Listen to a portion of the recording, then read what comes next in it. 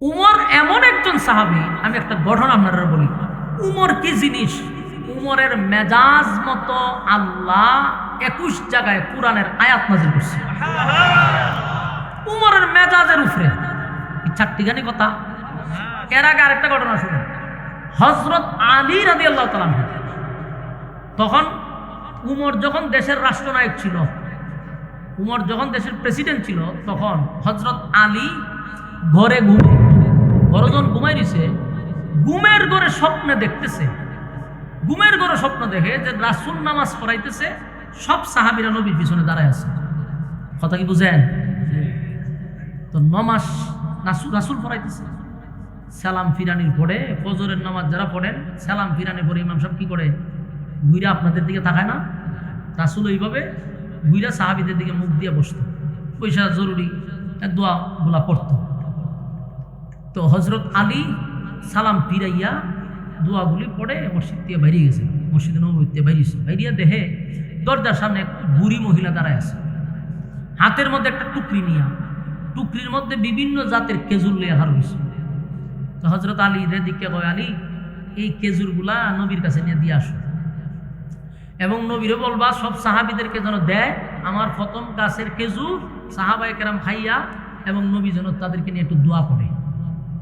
হযরত আলী রাদিয়াল্লাহু তাআলা ওই খেজুরের টুকরি লইয়া নবীর কাছে দিছে। তো আল্লাহর রাসূলের টুকরির থেকে একটা খেজুর হযরত আলীরে দিছে। আলী রাদিয়াল্লাহু তাআলা ওই খেজুরটা মুখে নিছে, নিয়ে যখন খাইতেছে, এর মধ্যে উনি বেলালে আজান দিছে, ফজরের আজান দিছে। ওনার ঘুম ভেঙে গেছে। কিন্তু হযরত আলী বলেন, আমি ঘুম থেকে উঠার পরেও নবীর হাতের খেজুরের স্বাদ আমার মুখে এখনো আছে। আমার যুবক ভাইরা, হযরত আলী বলেন, আমি ঘুম থেকে জাগ্রত হইয়া দেখি আমার মুখের ভিতরে এখনো সেই নবীর দেওয়া খেজুরের স্বাদ আছে। সুবহানাল্লাহ। স্বপ্নে দেখছি, কিন্তু দৌড়াইয়া গেছে, গিয়া উজু করছে, উজু কইরা দৌড়াইয়া মসজিদে নববীতে গেছে। মসজিদে নববীর মধ্যে ঢুইকা দেখে হযরত উমর ফজরের নামাজ পড়াইতেছে। হযরত আলী সাথে সাথে উমরের পিছনে দাঁড়ায় গেছে। সালাম ফিরানোর পরে হযরত উমর চেহারাটা সাহাবীর দিকে দিয়া বসছে। হযরত আলী দোয়া পড়ে, তাসবিহ পড়ে, উনি সবার আগে মসজিদে নববী থেকে বাহির হয়ে গেছে। বাহির হয়ে দেখে এক বুড়ি দাঁড়ানো আছে। সুবহানাল্লাহ। টুকরি হাতে লইয়া খেজুর লিয়ে হার হয়েছে। হযরত আলী তো আশ্চর্য হয়েছে, যে ঘটনা কি? তুমি স্বপ্নে দেখছিলাম, স্বপ্নের সাথে তো হুবহু মিলে যেতেছে। আমি তো গতকালকে স্বপ্নে দেখছি এই বুড়ি রে, এই বুড়ি তো খেজুর লিয়ে হার হয়েছে। ঘটনা কি? হযরত আলী কিছু বলে নাই। ওই বুড়ি মহিলা ডাক দেয়া বলে, আলী আমার খেজুরের টুকরিটা নিয়া খলিফাতুল মুসলিমিন হযরত উমরের কাছে দিবা। উমর রে বলল, সব সাহাবীদেরকে যেন একটা করে খেজুর দিয়া দেয়, আর সব সাহাবীদেরকে নিয়ে যেন দোয়া করে আমার প্রথম গাছের খেজুর আমি খলিফাতুল মুসলিমিন উমরের হাতে দিলাম। হযরত আলী তো ভিতরে 12টা বাজতেছে, দেখ স্বপ্নে দেখলাম, কোনো কিছু বলে নাই। টুকরিটা নিয়ে হযরত উমরের কাছে দিচ্ছে। হযরত উমর রাদিয়াল্লাহু তাআলা প্রথম একটা খেজুর হযরত আলীরে দিছে। হযরত আলী মুখে নিছেন, খুব মজা খেজুর।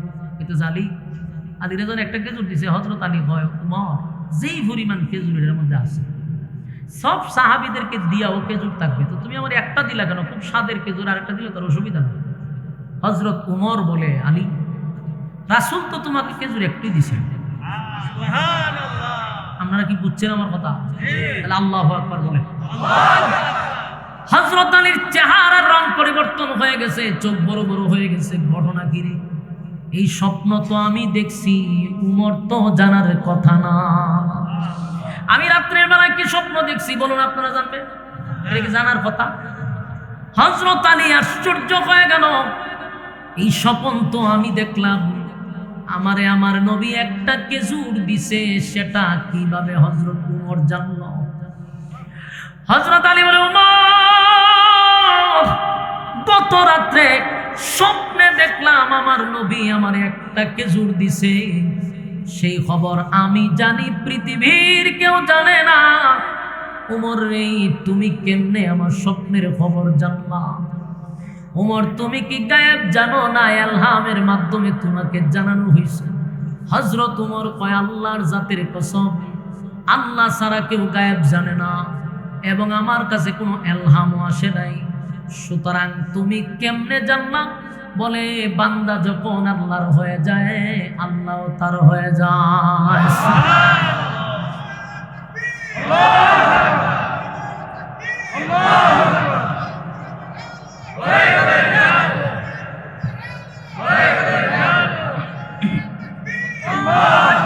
আমার যুবক ভাই, তাহলে একটু চিন্তা করেন, উমর কিন্তু সাধারণ কোনো সাহাবী না।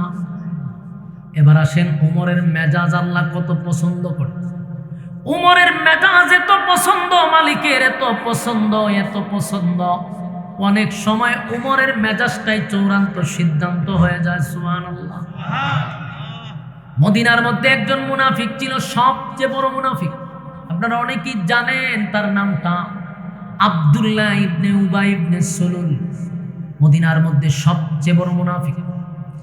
এই মদিনার সবচেয়ে বড় মুনাফিক হওয়া সত্ত্বেও তার ডাইরেক্ট কিন্তু কোনো আঘামে ধরা যায় না।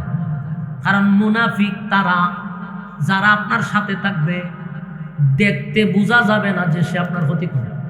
কথা বুঝতেছেন? মুনাফিক এমন একটা জিনিস যে আপনার সাথে থাকবে, আপনার সাথে চলবে, আপনার খাইবে, আপনার পড়বে, কিন্তু পিছন দিয়ে আপনার সাজ করে ছেড়ে দিবে। মুনাফিক ধরা যায় না। যেমন হাদিরে যে হত্যা করছে, সে কিন্তু হাদির সাথে চলছে, হাদির সাথে বসছে, হাদির সাথে কথা বলছে, হাদির প্রচারণায় হাঁটছে, কিন্তু হাদি কি জানতো যে আমার সাথে লোক আমার গুলি করবে? এরাই হলো মুনাফিক, এরাই হলো গাদ্দার। যুগে যুগে যত মুনাফিক ছিল, এরা আপনার কাছের লোক থাকবে। এই জন্য যুবকদেরকে বলছি, রাজনীতিবিদদের বলছি, সব মানুষের ফ্যাটের ভিতরে ঢুকায় আনবে। কারণ আপনার সাথে চলতেছে, কোন সময় পিছন দিয়ে আপনারা মারবেন বলতে পারবেন না। কারণ মুনাফিক তার মুখে থাকবে মধু, অন্তরে থাকবে বিষ। বলুন, মুনাফিকের মধু মুখে কি মধু? হ্যাঁ, কথা খুব অনেক সুন্দর, বুঝা যাবে আপনার খুব একেবারে মহব্বতের একজন ব্যক্তি এবং আপনার ভালোটা সে চায়, আসলে সে আপনার ভালো চায় না। তো রাসূলের সাথে চলতো, রাসূলের পিছনে নামাজ পড়তো, সব জায়গায় রাসূলের সঙ্গে যেত, কিন্তু ভিতরে ভিতরে রাসূলকে হত্যা করার চেষ্টা করতো। নাউযুবিল্লাহ। এর নাম হলো আব্দুল্লাহ ইবনে উবাই ইবনে সুলুল। রাসূলের কাছে যখন মুনাফিকের লিস্টটি আসছে, রাসূলকে জানায় দিছে যে আল্লাহর পয়গম্বর আপনার পিছনে নামাজ পড়ে, দাড়িও আপনার তে লম্বা, টুপিও আপনার তে বড়, পাঞ্জাবি আপনার তে বড়, কিন্তু এই লোকটা কিন্তু সুবিধার না, শয়তানের আগে দিয়া চলে, সাবধান। মুনাফিক যে এটা আল্লাহ জানায় দিছে। তো নবী তো রহমতের নবী, জানছে সে যে মুনাফিক, কিন্তু এটা তার প্রকাশ করার দরকার নাই। কারো কাছে নবী বলেও নেই, অভিযোগও করেন। কিন্তু সাহাবায়ে কেরাম বুঝতো, সব সাহাবীরা মোটামুটি বুঝে লেছে যে হ্যাঁ লোক বালা না, কিন্তু এরা কোনো কাজও পায় না। মুনাফিকরা আপনি সহজে ধরতেন না।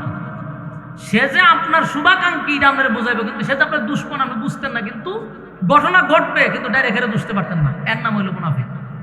তো সে যে ইসলামের দুশ্মন সাহাবায়ে কেরাম বুঝতে পারছে, কিন্তু হেরে কোনো কিছু পায় না, ধরতে পারে না। তো সাহাবায়ে কেরাম মনে মনে জানতো সে লোক ভালো না, সে যে মুনাফিক এটা বুঝতে পারত, কিন্তু কোনো কাজে তারে ধরতে পারে না। তা আল্লাহ রাসূলের কাছে লিস্টি পাঠাইছে, হুজুর হ্যাঁ কিন্তু মুনাফিক। রাসূল এটা কারোর কাছে প্রকাশ করেনি। তো একদিন মুনাফিকের ছেলে আইছে, আয়া হুজুর ঘটনা ঘটছে। বলে কি? আমার আব্বা মারা গেছে। তো মুনাফিকের যে ছেলে আব্দুল্লাহ, সে কিন্তু নবীর সাহাবী, সে নবীর সাহাবী, এতে কোনো সন্দেহ নেই, নবীর খুব মহব্বতের একজন সাহাবী। সে বলতেছে হুজুর আব্বা মারা গেছে। তো তার আব্বা যে শয়তানের আগে দাঁড়তো এটা তো সবাই জানে। আল্লাহ রাসূলের কাছে বলছে, রাসূল বলেন তাই বলে আমি কি করতে পারি? হুজুর আমার আব্বা যে শয়তানের খারাজির কি ছিল এটা আমিও জানি, আপনিও জানেন, সাহাবায়ে কেরামও জানে, কিন্তু হুজুর আমার আব্বা তো বাপ, তো আমি তো আর সহ্য করতে পারি না। আমার বাপ জাহান্নামে যাবে, আমি কেমন সহ্য করি? তা আমার মনটা কয় হুজুর আপনি নবী হইয়া যদি একটু গিয়া জানাজাটা দাঁড়াইতেন আর জানাজাটা করে দিতেন, আমার মনে হয় আপনার নবীর জানাজার মাধ্যমে আমার বাপরে আল্লাহ মাফ করে দিত। নবী রহমতের নবী, আল্লাহর হাবিবের ভিতরে মায়া দয়া বেশি। ওমা আরসালনাকা ইল্লা রাহমাতাল লিল আলামিন।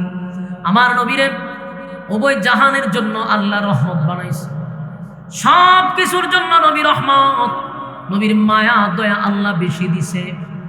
নবীর ভিতরে কোনো ধরনের হিংসা ছিল না, যে লোকটা আমার বিরোধিতা করছে তার জানাজা কেন পড়াবো না। নবীর মায়া দয়া বেশি।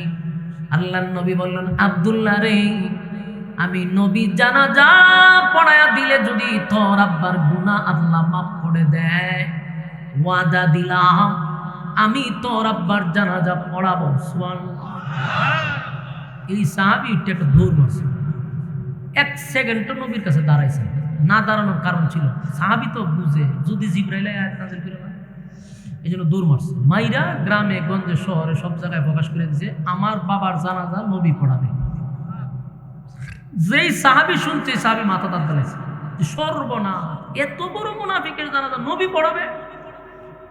গ্রামে গঞ্জে শহরে বন্দরে অলিতে গলিতে সব জায়গায় পৌঁছে গেছে মুনাফিকের জানাজা নবী পড়াবে।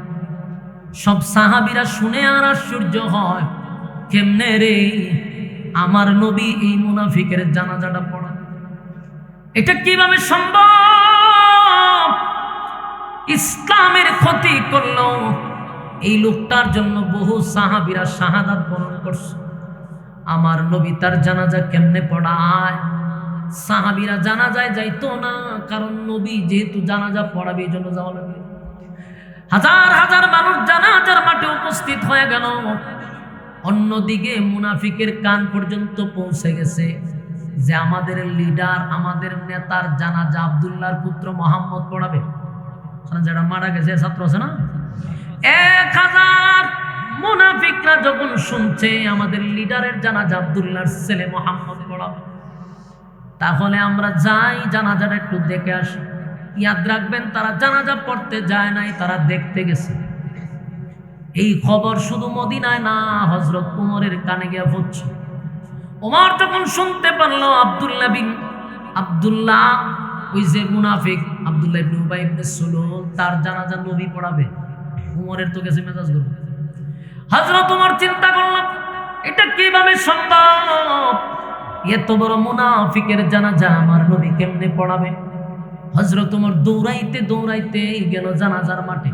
ওমরের উদ্দেশ্য ছিল নবীর জানাজার মাঠ থেকে, জানাজা পড়ানোর থেকে বিরত রাখতে হবে। এই মুনাফিকের জানাজা যেন নবী না পড়ায় রে।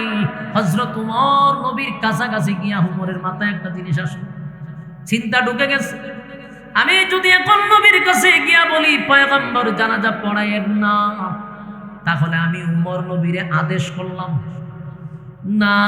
নবীরে তো আদেশ করা যায় না, নবীরে যদি নিষেধ করতে হয় স্বয়ং আল্লাহ নিষেধ করবে। আমি ওমর নবীরে তো নিষেধ করতে পারি না, যেখানে আল্লাহ নবীরে নিষেধ করলো না, আমি কেমনে রে গিয়ে নিষেধ করি? কিন্তু ওমরের মাথায় ব্যথা হলো, এত বড় মুনাফিক জানার পরেও আমার নবী কেমনে আসলো জানাজাটা পড়াইতে? এখন নবীরে বাধাও দেওয়া যায় না, আবার জানাজা নবী পড়াবে, ওমর এটা সহ্য করতে পারতেছে। এখন ওমর পাগলের মতো হয়ে গেছে, কি করা যায়? হঠাৎ করে ওমরের মাথায় কোরআনের একটা আয়াত স্মরণ হয়ে গেছে। আয়াতটা স্মরণ হওয়ার পরে ওমর জুড়ে জুড়ে জুড়ে জুড়ে আয়াতটা পড়তে লাগলো, ইস্তাগফির লাহুম আও লা তাস্তাগফির লাহুম ইন তাস্তাগফির লাহুম 70 মাররাতান ফালান ইয়াগফিরাল্লাহু লাহুম যালিকা বিআন্নাহুম কাফারু বিল্লাহি ওয়া রাসূলিহি ওয়াল্লাহু লা ইয়াহদিল কওমাল ফাসিকিন। এই আয়াতে কারিমা যখন নবীর চতুর্দিক দিয়া হযরত ওমর জুড়ে জুড়ে জুড়ে জুড়ে পড়তেছিল, আল্লাহর নবী বুঝতে পারছে ওমর এত জুড়ে জুড়ে এই আয়াত কেন বারবার রিপিট করতেছে। আল্লাহর নবী ডাক দেয়া হয়, ওমর রে, এই আয়াতগুলা কেন বারবার তুমি জানাজার মাঠে পড়তেছো? এই আয়াতের অর্থ হলো, মুনাফিকের জন্য যদি নবী 70 বার দোয়া করে, আল্লাহ বলছে 70 বার নবী দোয়া করলেও দোয়া কবুল হবে না। আপনারা কি বুঝতেছেন কথাটা? যেই নবীর হাত তুললে দোয়া কবুল হয়ে যায়, আমার নবী চাইতে দেরি হয়, কবুল হইতে দেরি হয় না। কিন্তু আল্লাহ হয় নবী গো, আপনি নবী হইয়াও যদি মুনাফিকের জন্য 70 বার দোয়া করেন, আমি আল্লাহ আপনার দোয়া কবুল করব না। এখন বুঝেন মুনাফিক কত নিকৃষ্ট। কথা বুঝতেছেন? মুনাফিক কত নিকৃষ্ট। জাহান্নামের সবচেয়ে নিকৃষ্ট জায়গায় রাখা হবে মুনাফিককে। মুনাফিকের চেয়ে নিকৃষ্ট আর কেউ নাই। আল্লাহর নবী 70 বার দোয়া করলেও কবুল হবে না। ঠিক এই আয়াতটা হযরত ওমর নবীর চতুর্দিকে ঘুরে আর পড়ে, কারণ ডাইরেক্ট তো বাধা দেওয়া যাবে না। কিন্তু এই আয়াতের অর্থ নবী বুঝতেছে, তাই ওমর বারবার এই আয়াত পড়তেছে। আল্লাহর নবী বলে, ওমর আমি জানি আমার মালিক বলছে 70 বার দোয়া করলে দোয়া কবুল হবে না। ওমর রে, আমার মালিক আমার মনের মধ্যে এত মায়ার এত দয়া কেন দিল?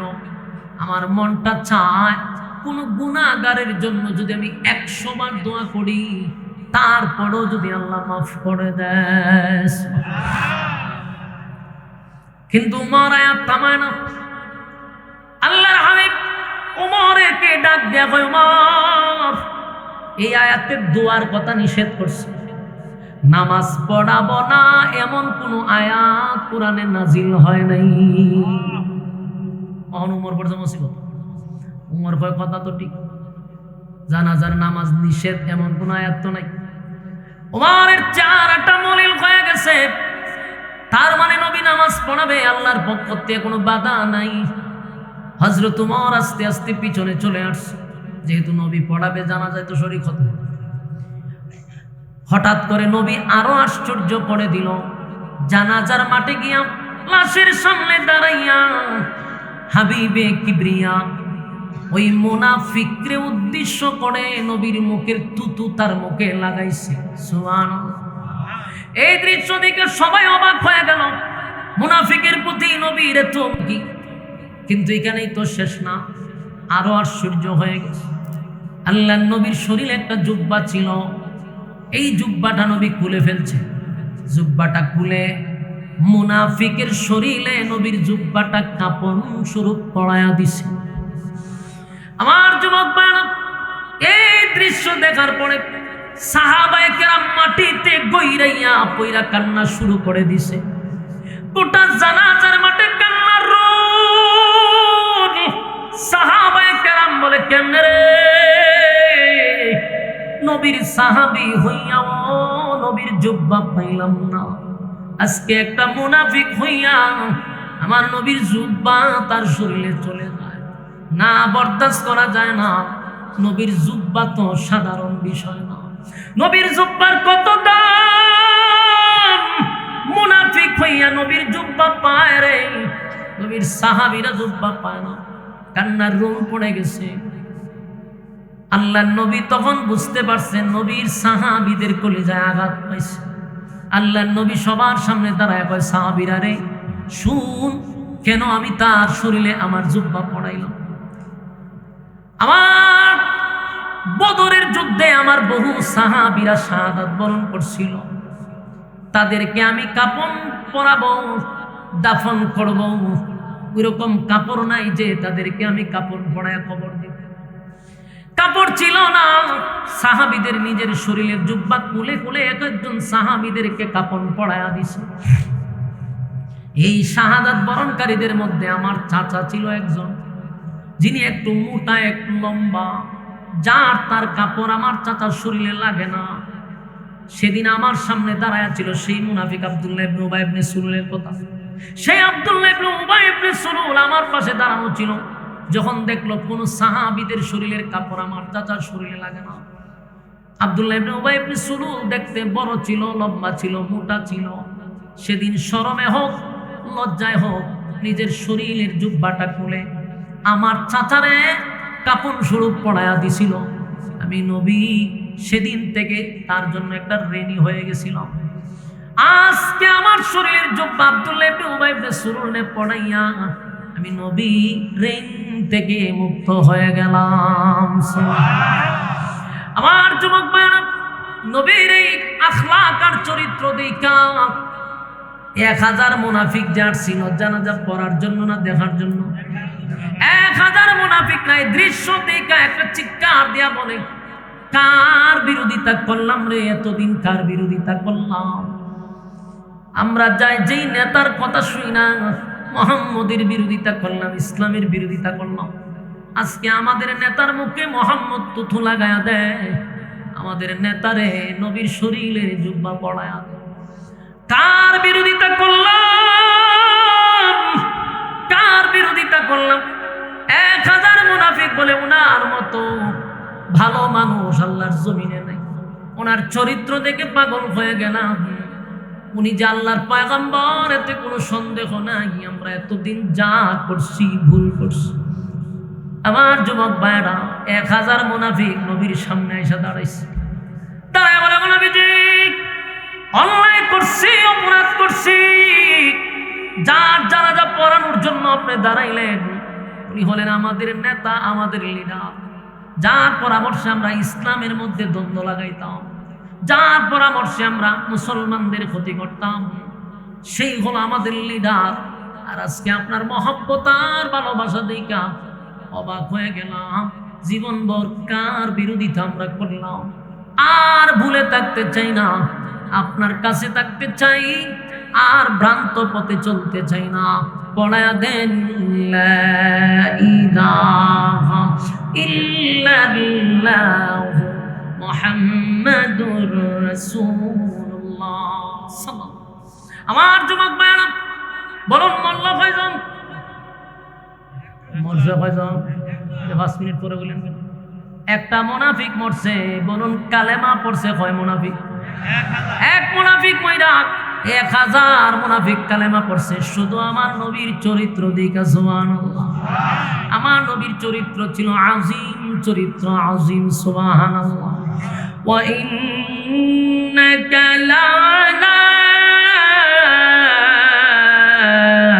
খুলুকিন আযীম। আল্লাহ কয় আযীম চরিত্র আমি আমার বন্ধুরে দিছি, যে চরিত্র দেখা 1000 মুনাফিক কালেমা পড়ছে। মোটামুটি সাহাবীদের মধ্যে একটা আনন্দ আছে, যাক মরছে একটা, না 1000 কালেমা পড়ছে। সবাই খুশি হইলেও এখনো হযরত উমর খুশি হয় নাই। কারণ হযরত উমরের যুক্তি হলো, এতক্ষণ নবী যদি না বোঝাই না থাকে, এখন তো রাত সাক্ষী 1000 মাঝে সাক্ষী দিছে মুনাফিকের লিডার আছে, এখন কেমনে রে আমার নবী জানাজাটা পড়াবে? কিন্তু আল্লাহর নবী জানাজা পড়াবে, জানাজা পড়াবে, জানাজা পড়াবে। যেই মাত্র জানাজা পড়ানোর জন্য নবী দাঁড়ায়ও গেছে, হযরত উমর নবীর পিছনে বহু দূরে গিয়া দাঁড়াইছে। জানাজা শুরু হয়ে গেছে, কোনো বাধা আসলো না, জানাজা পড়ায়া দিল। জানাজা শেষ হয়ে গেছে, সাহাবায়ে কেরাম যার যার বাড়ির দিকে রওনা দিছে। হযরত উমর মাঠের কোনায় এক জায়গায় বসে আছে, মনটা ভালো না। উমরের সিদ্ধান্ত ছিল মুনাফিকের জানাজা হতে পারবে না আল্লাহর জমিনে। উমরের সিদ্ধান্ত হলো কোনো মুনাফিকের জানাজা জমিনে হবে না, জমিনে হবে না। কথা কি বুঝতেছেন? কিন্তু জানাজা তো হয়ে গেল।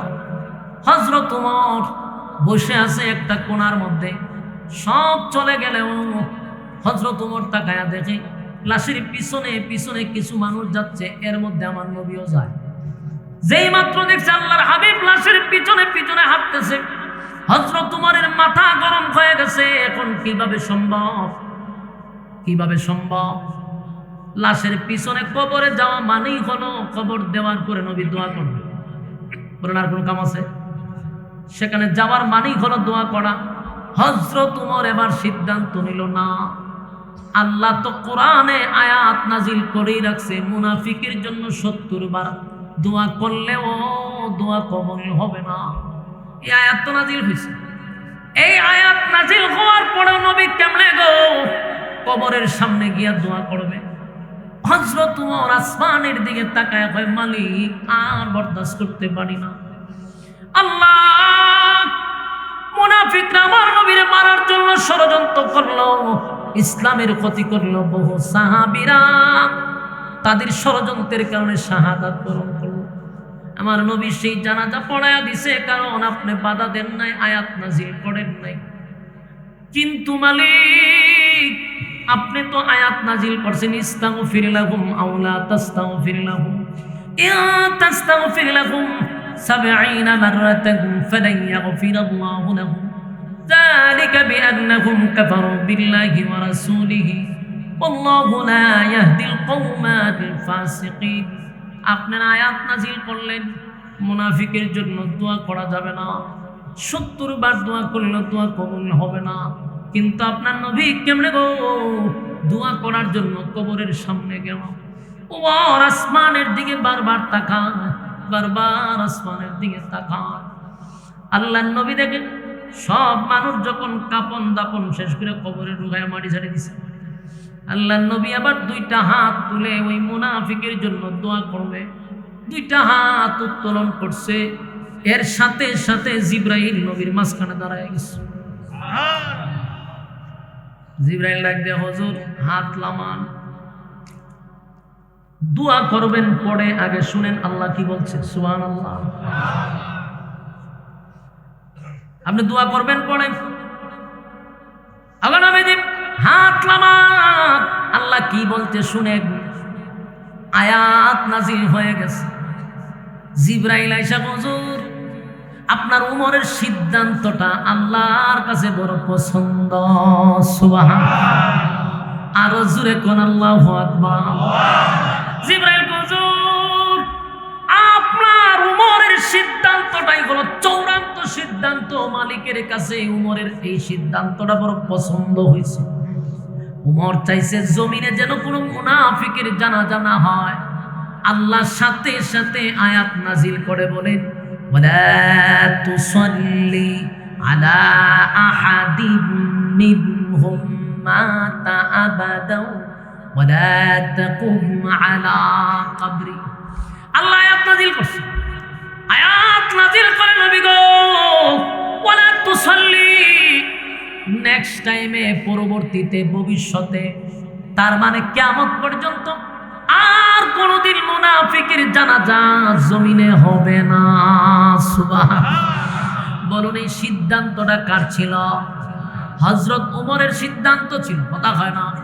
ওমরের মেজাজ ছিল, ওমর চাইছিল জমিনে যেন কোনদিন মুনাফিকের জানাজা না হয়। আল্লাহ ওমরের মেজাজ পছন্দ করছে, ওমরের মর্জি মেজাজ মতো আয়াত নাজিল করে হয় আর কোনদিন মুনাফিকের জানাজা জমিনে হবে না। ওয়ালা তুসাল্লি আলা আহাদিম মিনকুম মাতা আবাদান ওয়ালা তাকুম আলা কবরি, শুধু জানাজার কথা বলে নাই, বুঝে কবরের সামনে দাঁড়াইয়া কোনদিন মুনাফিকের জন্য দোয়াও করা যাবে না। কি বুঝলেন? কোরআন নাজিল হয় তার বিশেষ কোনো কারণে, বিশেষ প্রেক্ষাপটে, কিন্তু তার হুকুম থাকে কিয়ামত পর্যন্ত। কথা কি বুঝতেছেন? না বুঝলে ব্যাঙ্গা কই। নামাজের আয়াত নাজিল হয়েছে কয় বছর আগে? 1500 বছর আগে। নামাজের হুকুম আছে না নাই? নাজিল হয়েছে 1500 বছর আগে, হুকুম থাকবে কিয়ামত পর্যন্ত। তাহলে আল্লাহ বলেছে ওয়ালা তুসাল্লি আলা আহাদিম মিনহুম মাতা আবাদান ওয়ালা তাকুম আলা কবরি, কোনদিন আর জমিনের মধ্যে মুনাফিকের জানাজা পড়াবেন না। তাহলে আমি আপনাদের উদ্দেশ্যে বলতে চাই, কোরআনের আয়াত মানেন তো? হ্যাঁ, কথা বলেন। এখন কথা না বলি মান যাবে না। কোরআনের আয়াত মানেন না? তো কোরআনের আয়াত যদি মানেন, কোরআনের আয়াত যদি বিশ্বাস করেন, তাহলে আল্লাহর কোরআনের আইন আপনাকে মানতে হবে। আল্লাহর কোরআনের আয়াত নাজিল করে স্পষ্ট জানায়া দিয়েছে কিয়ামত পর্যন্ত কোনো মুনাফিকের জানাজা জমিনে হবে না। এখন যদি আপনি মুসলমান দাবি করে মুনাফিকের জানাজায় গিয়ে অংশগ্রহণ করেন, কোরআনের আয়াত অস্বীকার করার কারণে আপনি মুরতাদ হয়ে গেছেন। কোন ইমাম যদি মুনাফিকের জানাজার নামাজ এর ইমামতি করে, তার পিছনে আর কোনদিন নামাজ হবে না, সে মুরতাদ। কথা কি বুঝেন নাই? তাহলে আজকের থেকে ওই মাথায় রাখতে হবে যে আল্লাহ নিষেধ করছে। বাংলাদেশে বহু মুনাফিক আছে, সারাটা জীবন টুপির বিরোধিতা করছে, সারা জীবন পাঞ্জাবির বিরোধিতা করছে, দাড়ি টুপির বিরোধিতা করছে, মাদ্রাসার বিরোধিতা করছে। এখন আমি দেখতেছি ইলেকশন আইলে এরা আবার এই টুপি মাথার দেয়। এটা আশ্চর্যের বিষয় না? আমাদেরকে বলে আমরা নাকি ধর্ম ব্যবসায়ী, বলে না অনেক সময়? আমরা কয় এরা তো ধর্ম ব্যবসায়ী। বেটা মুক্ত খারাপ করেন যায় না হুজুর মানুষ, আমরা ধর্ম ব্যবসায়ী না। 7 বছরের সময় মাদ্রাসা দিছি, এই যে টুপি মাথার দিছিলাম এখনো টুপি মাথাত আছে, মৃত্যু পর্যন্ত যেন আল্লাহ টুপি মাথার দিয়ে মৃত্যুবরণ দান করে, ঠিক নেই? আমাদের মুখে দাড়ি উঠছে আর বেলিট লাগাই নাই, পাঞ্জাবি পরছি আর শার্ট পরি নাই। হ্যাঁ, আমরা এটা লেবাস ধরছি 7 বছরের থেকে, মৃত্যু পর্যন্ত এই লেবাস নিয়ে যেতে চাই। আমরা তার রং পরিবর্তন করছি না। তোমরা শার্ট প্যান্ট লাগাও ভালো কথা, টুপি লাগাইছো তো ভালো কথা, সুন্নত মাথার দিছো, কিন্তু প্রশ্ন হইল সারা জীবন ধর্ম ব্যবসায়ী কইয়া সিজনালি তোমরা টুপি মাথার দেও কেন? তোমাদেরকে টুপি মাথার দেওয়া দেখা যায় শুধু নির্বাচনের সময়। আমরা ওই আশু আফাও দেখতাম 40 মাথার দালাইতো, আগাম গোয়াম যাবে করতো, কিন্তু সময় মতো 40 মাথার দিত, তসবি এত দিত। এই জায়গাতে এই বছর দেখি আমি সবাই মাথার টুপি, মাশাআল্লাহ, সবাই মাথার টুপি। বাকি রয়েছিল কিশোরগঞ্জের একজন অ্যাডভোকেটের, বাকি রয়েছিল, উনিও তো মাশাআল্লাহ মাথার দালাইছে। তো টুপির বিরোধিতা কইরা সিজনালি টুপি কেন? মাথার টুপি দিছো আলহামদুলিল্লাহ, খুশি। টুপিটা কি নির্বাচনের পরে থাকবো না? এটা হলো বড় চিন্তা। আপনারা কি কথা মন মত হয়েছে না? বিশ্বাস না হলে দেখেন না কেন, টুপি মাথা দেওয়া তো সুন্নত, কিন্তু সুন্নতটা কি শুধু সিজনালি? হ্যাঁ, কথা বলেন। তাহলে টুপি তারা 5 বছর আইলে পরে 5 বছর ঘুরে ঘুরে আইলে টুপি মাথা দেয়। ও মা, সবাই টুপি মাথা দেয়, যতজন প্রার্থী প্রত্যেকের মাথায় টুপি, ভালা লক্ষণ ভালা। কিন্তু নির্বাচনের পরে দেখবেন এই টুপির বিরুদ্ধে আবার এরাই ভূমিকা দিবে, ঠিক না বেটি? সবাই টুপি মাথা। মাশাআল্লাহ, আমরা সাজ্জিদ সাহেব এনসিবির ওই টুপি মাথা দিয়ে আনেছে, মাশাআল্লাহ ভালা। কিন্তু আমরাও সাজ্জিদ সাহেবরে বলতেছি, ভাই সাহেব টুপিটা যেন নির্বাচনের পরে থাকে, কথা বলেন না দি। কি পাটুয়ারি যে একজন আছে, নাসিরউদ্দিন পাটুয়ারি, মাশাআল্লাহ, উনার মাথার টুপি দেখছি। ভাই সাহেব টুপি মাথার দিয়েছেন, খুশিতে আমরা বুকটা বেড়ে গেছে। নির্বাচনের পরে যেন থাকে, কি তা কইন আপনারা? আমরা বিএনপির কোন, জামাতের কোন, আর হলে এনসিবি কোন, এমনকি হিরো আলম সহ এত দেখছি টুপি মাথার দালায়, ঠিক না? ঠিক। এই তামাশা কিন্তু জাতি বুঝে।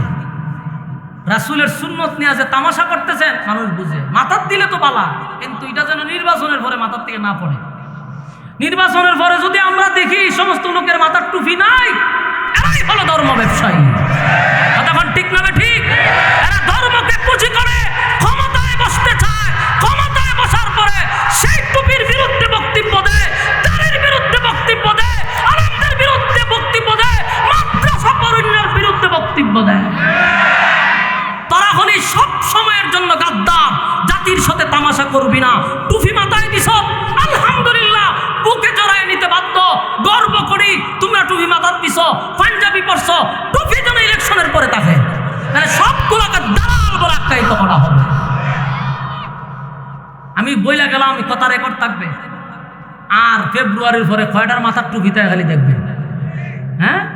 নেতারা টুপি পাঞ্জাবি লাগায় মসজিদের ভিতরে গিয়ে বক্তব্য দিয়া হয় মসজিদের রাজনীতি চলবে না। তুমি কোন দলে? তুমি কেন আইছো টুপিটা হইরা? রাজনীতি বক্তব্য দিবে লেতে আইছো, আবার মসজিদের ভিতরে আইসো রাজনীতি বক্তব্য দেওয়ার জন্য। এই যে মাহফিলগুলো আমরা করতেছি বিভিন্ন জায়গায়, বক্তারা কয় হ্যাঁ হুজুর কোরআন হাদিস দিয়ে ওয়াজ করেন, রাজনীতি করা যাবে না। আবার এই নেতাই একটু আগে বক্তব্য দিয়া হইব আমাকে আপনারা একটু দেখছেন 12 তারিখে। তুই যে এখন কথা করি তো রাজনীতি কথা রে, তো হুজুর রে কস রাজনীতি করেন যেত না, তুই দেয় যেটা কথা আমার আপনারা দেখছেন, আমি আপনাদের দেশের মাটি ও মানুষের বন্ধু, হ্যাঁ, আমার চরিত্র ফুলের চেয়ে পবিত্র। ভণ্ডামি জাতি বুঝে, ভণ্ডামি জাতি বুঝে। এরকম ভণ্ডামি করে না যেন জাতি তোমাদেরকে লাল কার্ড দেখায় দেয়। টুপি মাথার দিচ্ছেন আলহামদুলিল্লাহ, পাঞ্জাবি আলহামদুলিল্লাহ, নবীর সুন্নাহ ভালো, কিন্তু এটা যেন শেষ পর্যন্ত থাকে, কথা বল না দি না? আপনারা কষ্ট লাগছে এটা? আপনারা খালি সবাই না, সবাই একেবারে শুরু নেতা তেদের বড় নেতা সবাই মাথাতে একটা টুপি আলহামদুলিল্লাহ, কিন্তু আমরাও ছবি তুলে রাখতেছি টুপিটা যেন মাথার তে না ভরে। আর আমরা যে হুজুর আরে কম এই টুপি মাথার দিছি না, এটা আছে একেবারে মরণ পর্যন্ত। কতদিন পর্যন্ত? মরণ পর্যন্ত টুপি মাথায় দিছি, টুপি থাকবে, চেঞ্জ হবে না। 5 বছর পরে পরে মাথা টুপি দিই না, সারা জীবন টুপি চলবে, এটা হয় না আপনারা? সম্মানিত সুধী, তো কোরআন বিশেষ কোনো কারণে নাজিল হয়েছে, কিন্তু তার হুকুম থাকে কিয়ামত পর্যন্ত।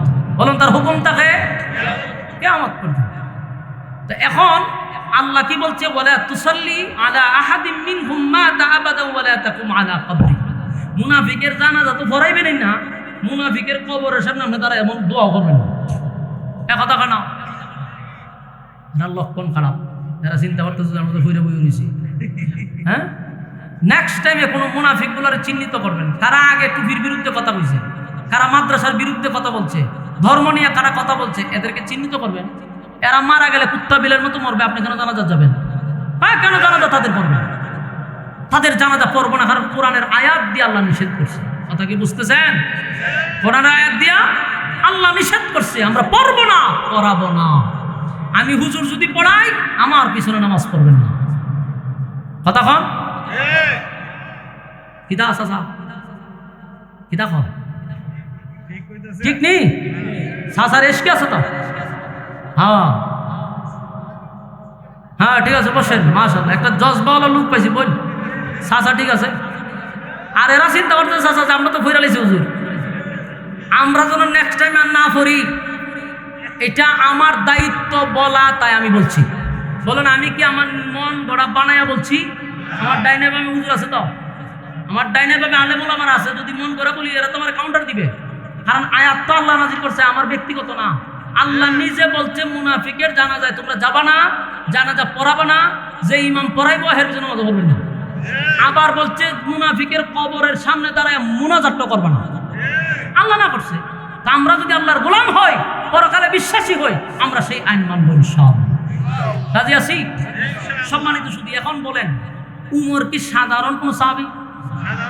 উমরের মেজাজ অনুযায়ী আল্লাহ আয়াত নাযিল করে দিয়েছে এবং কি বলছে যে আপনার উমরের কথাটাই চূড়ান্ত সিদ্ধান্ত এবং আপনার উমরের কথাটা আল্লাহর কাছে পছন্দ হয়েছে। সেই উমর সাধারণ উমর নয়, অর্ধ পৃথিবী যার আঙ্গুলের ইশারায় চলত। এই চীন, জাপান, আমেরিকা না, অর্ধ পৃথিবী উমরের আঙ্গুলের ইশারায় চলছে। সেই উমরে দিছে হত্যা মামলা। ইয়াদ আসেনি? আসেনি? সেই উমরে দিল হত্যা মামলা। হত্যা মামলা দিছে কার কাছে? নবীর কাছে।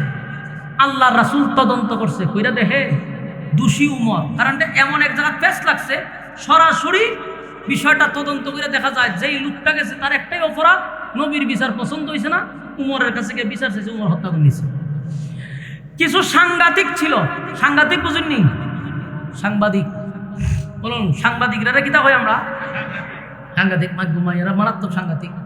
এরা আপনি তিলডারে খবর তার কাছে গেছে, ঠিক না বেটি? এই সাংঘাতিক গুলা যদি হয় এতটুক বানায় এতটুক, এই জন্য এরা খুব ভয় পায় আমি। তো তৎকালীন সময় রাসূলের যুগে তার সাংঘাতিক ছিল না, মুখ মিডিয়া ছিল। মুখ মিডিয়া একজনের মুখ থেকে আরেকজনে লাগাই দিত। কিছু মুনাফিকা ছিল, এটার উল্টা পাল্টা, এটাও মিডিয়া, ওই এটা হেরের কাছে লাগাই দিছে যে শুনছ বলে কি উমর একটা নির্দোষ মানুষকে হত্যা করে নিছে, তো এইটা গিয়ে আরেকজনের দ্বারা হয়েছে। এইভাবে পুরো মদিনা গেছে সইরা দিছে ভুল মেসেজ সবার কাছে। সবাই তখন সর্বনাশ, উমরের মধ্যে একজন সাহাবী একটা নির্দোষ মানুষ মেরে গেছে। আমার যুবক ভাইরা, গোটা মদিনায় আলোড়ন হয়ে গেছে, হযরত উমর একটা নির্দোষ মানুষকে হত্যা করছে। ওই যে মুখ মিডিয়া লাগাই দিছে। সাংবাদিক বলুন, সাংঘাতিক বলুন, সাংঘাতিক। ফুন্দের আলো সাংঘাতিক। এই সমস্ত সাংঘাতিক গুলা এই পুরা 16 বছর এরা দেশটার মধ্যে আগুন লাগাই রাখছে। বাস্তব না বাস্তব? এরা দেশটারে বিশৃঙ্খলা সৃষ্টি করছে। এরা সারা জীবন নিউজ করছে কোন নায়িকা কটার সময় বাথরুমে গেছে, কোন নায়িকা কটার সময় বাথরুমতে বাড়িছে, কোন নায়িকা কোন কালারের শাড়ি পরছে, ইতা হইলে এরা নিউজ। দেশ 12টা বাজতেছে, এদের নিউজ না। এরা নিউজ হইলো কোন নায়িকা কটার সময় বাথরুমতে বাড়িছে, কোন কাপড় পরছে, এই হলে এদের নিউজ। বুঝতেছেন কথা? এই জন্য এরা সাংঘাতিক বলবেন। তা আল্লাহ রাসূলের যুগে তার এরকম মিডিয়া আসেন না, এটা মুখ মিডিয়া আসেন, লাগাই দিছে দরবার।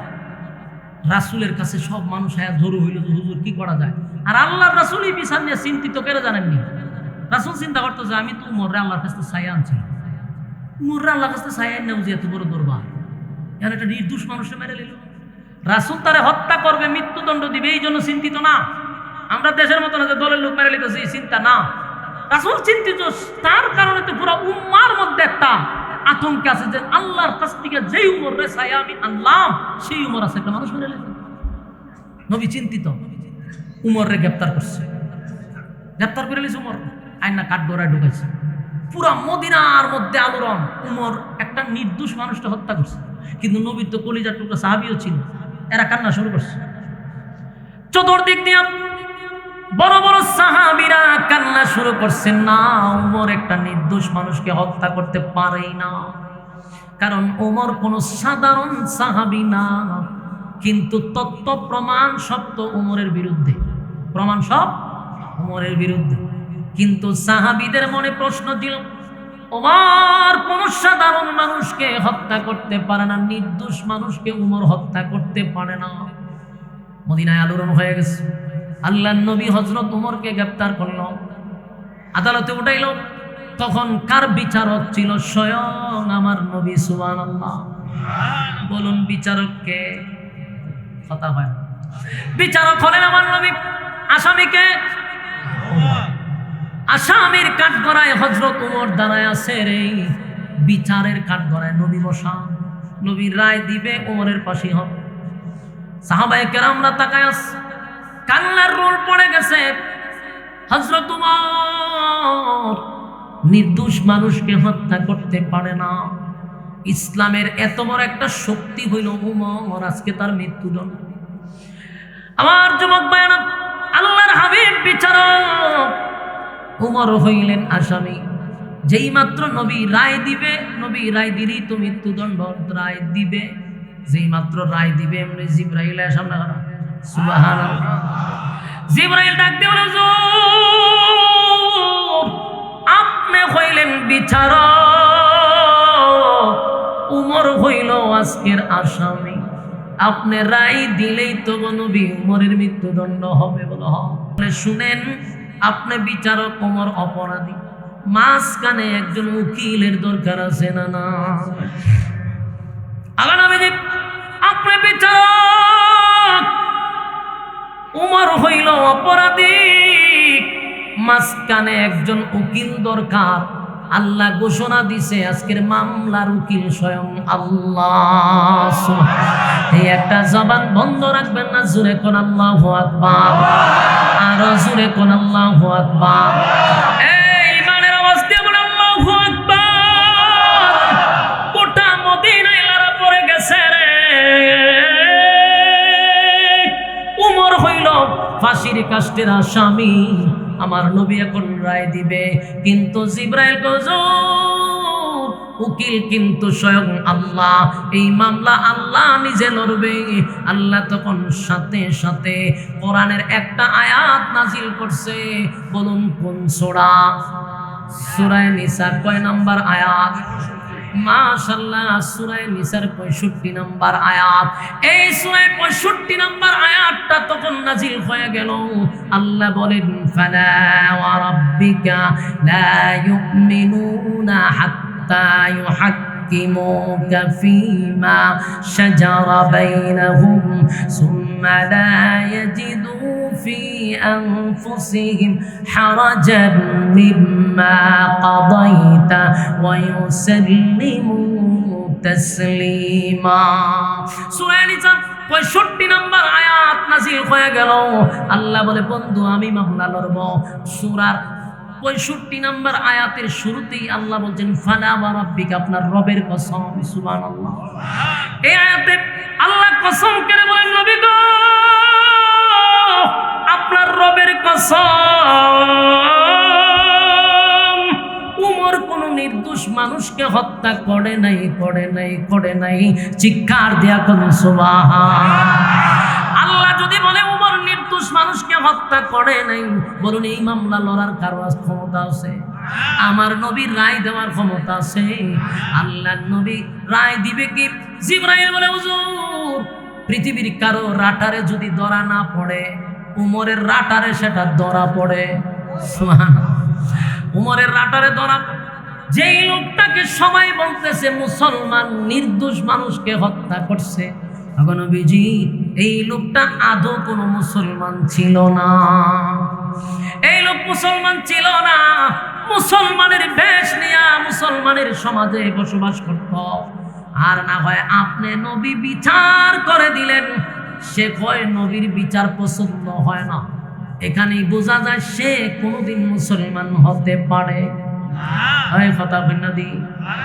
এই সমাজেও যদি কেউ হয় কোরআন সুন্নাহর আইন আমার ভালো লাগে না, আমি নবীর আইন পছন্দ করি না, শরিয়া আইন আমি মানি না, কসম খোদা সে কোনোদিন মুসলমান হতে পারে না। আল্লাহ বলেন, হাবিব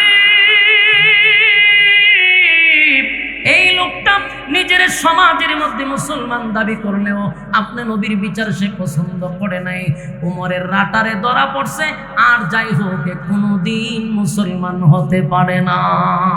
ঠিক না?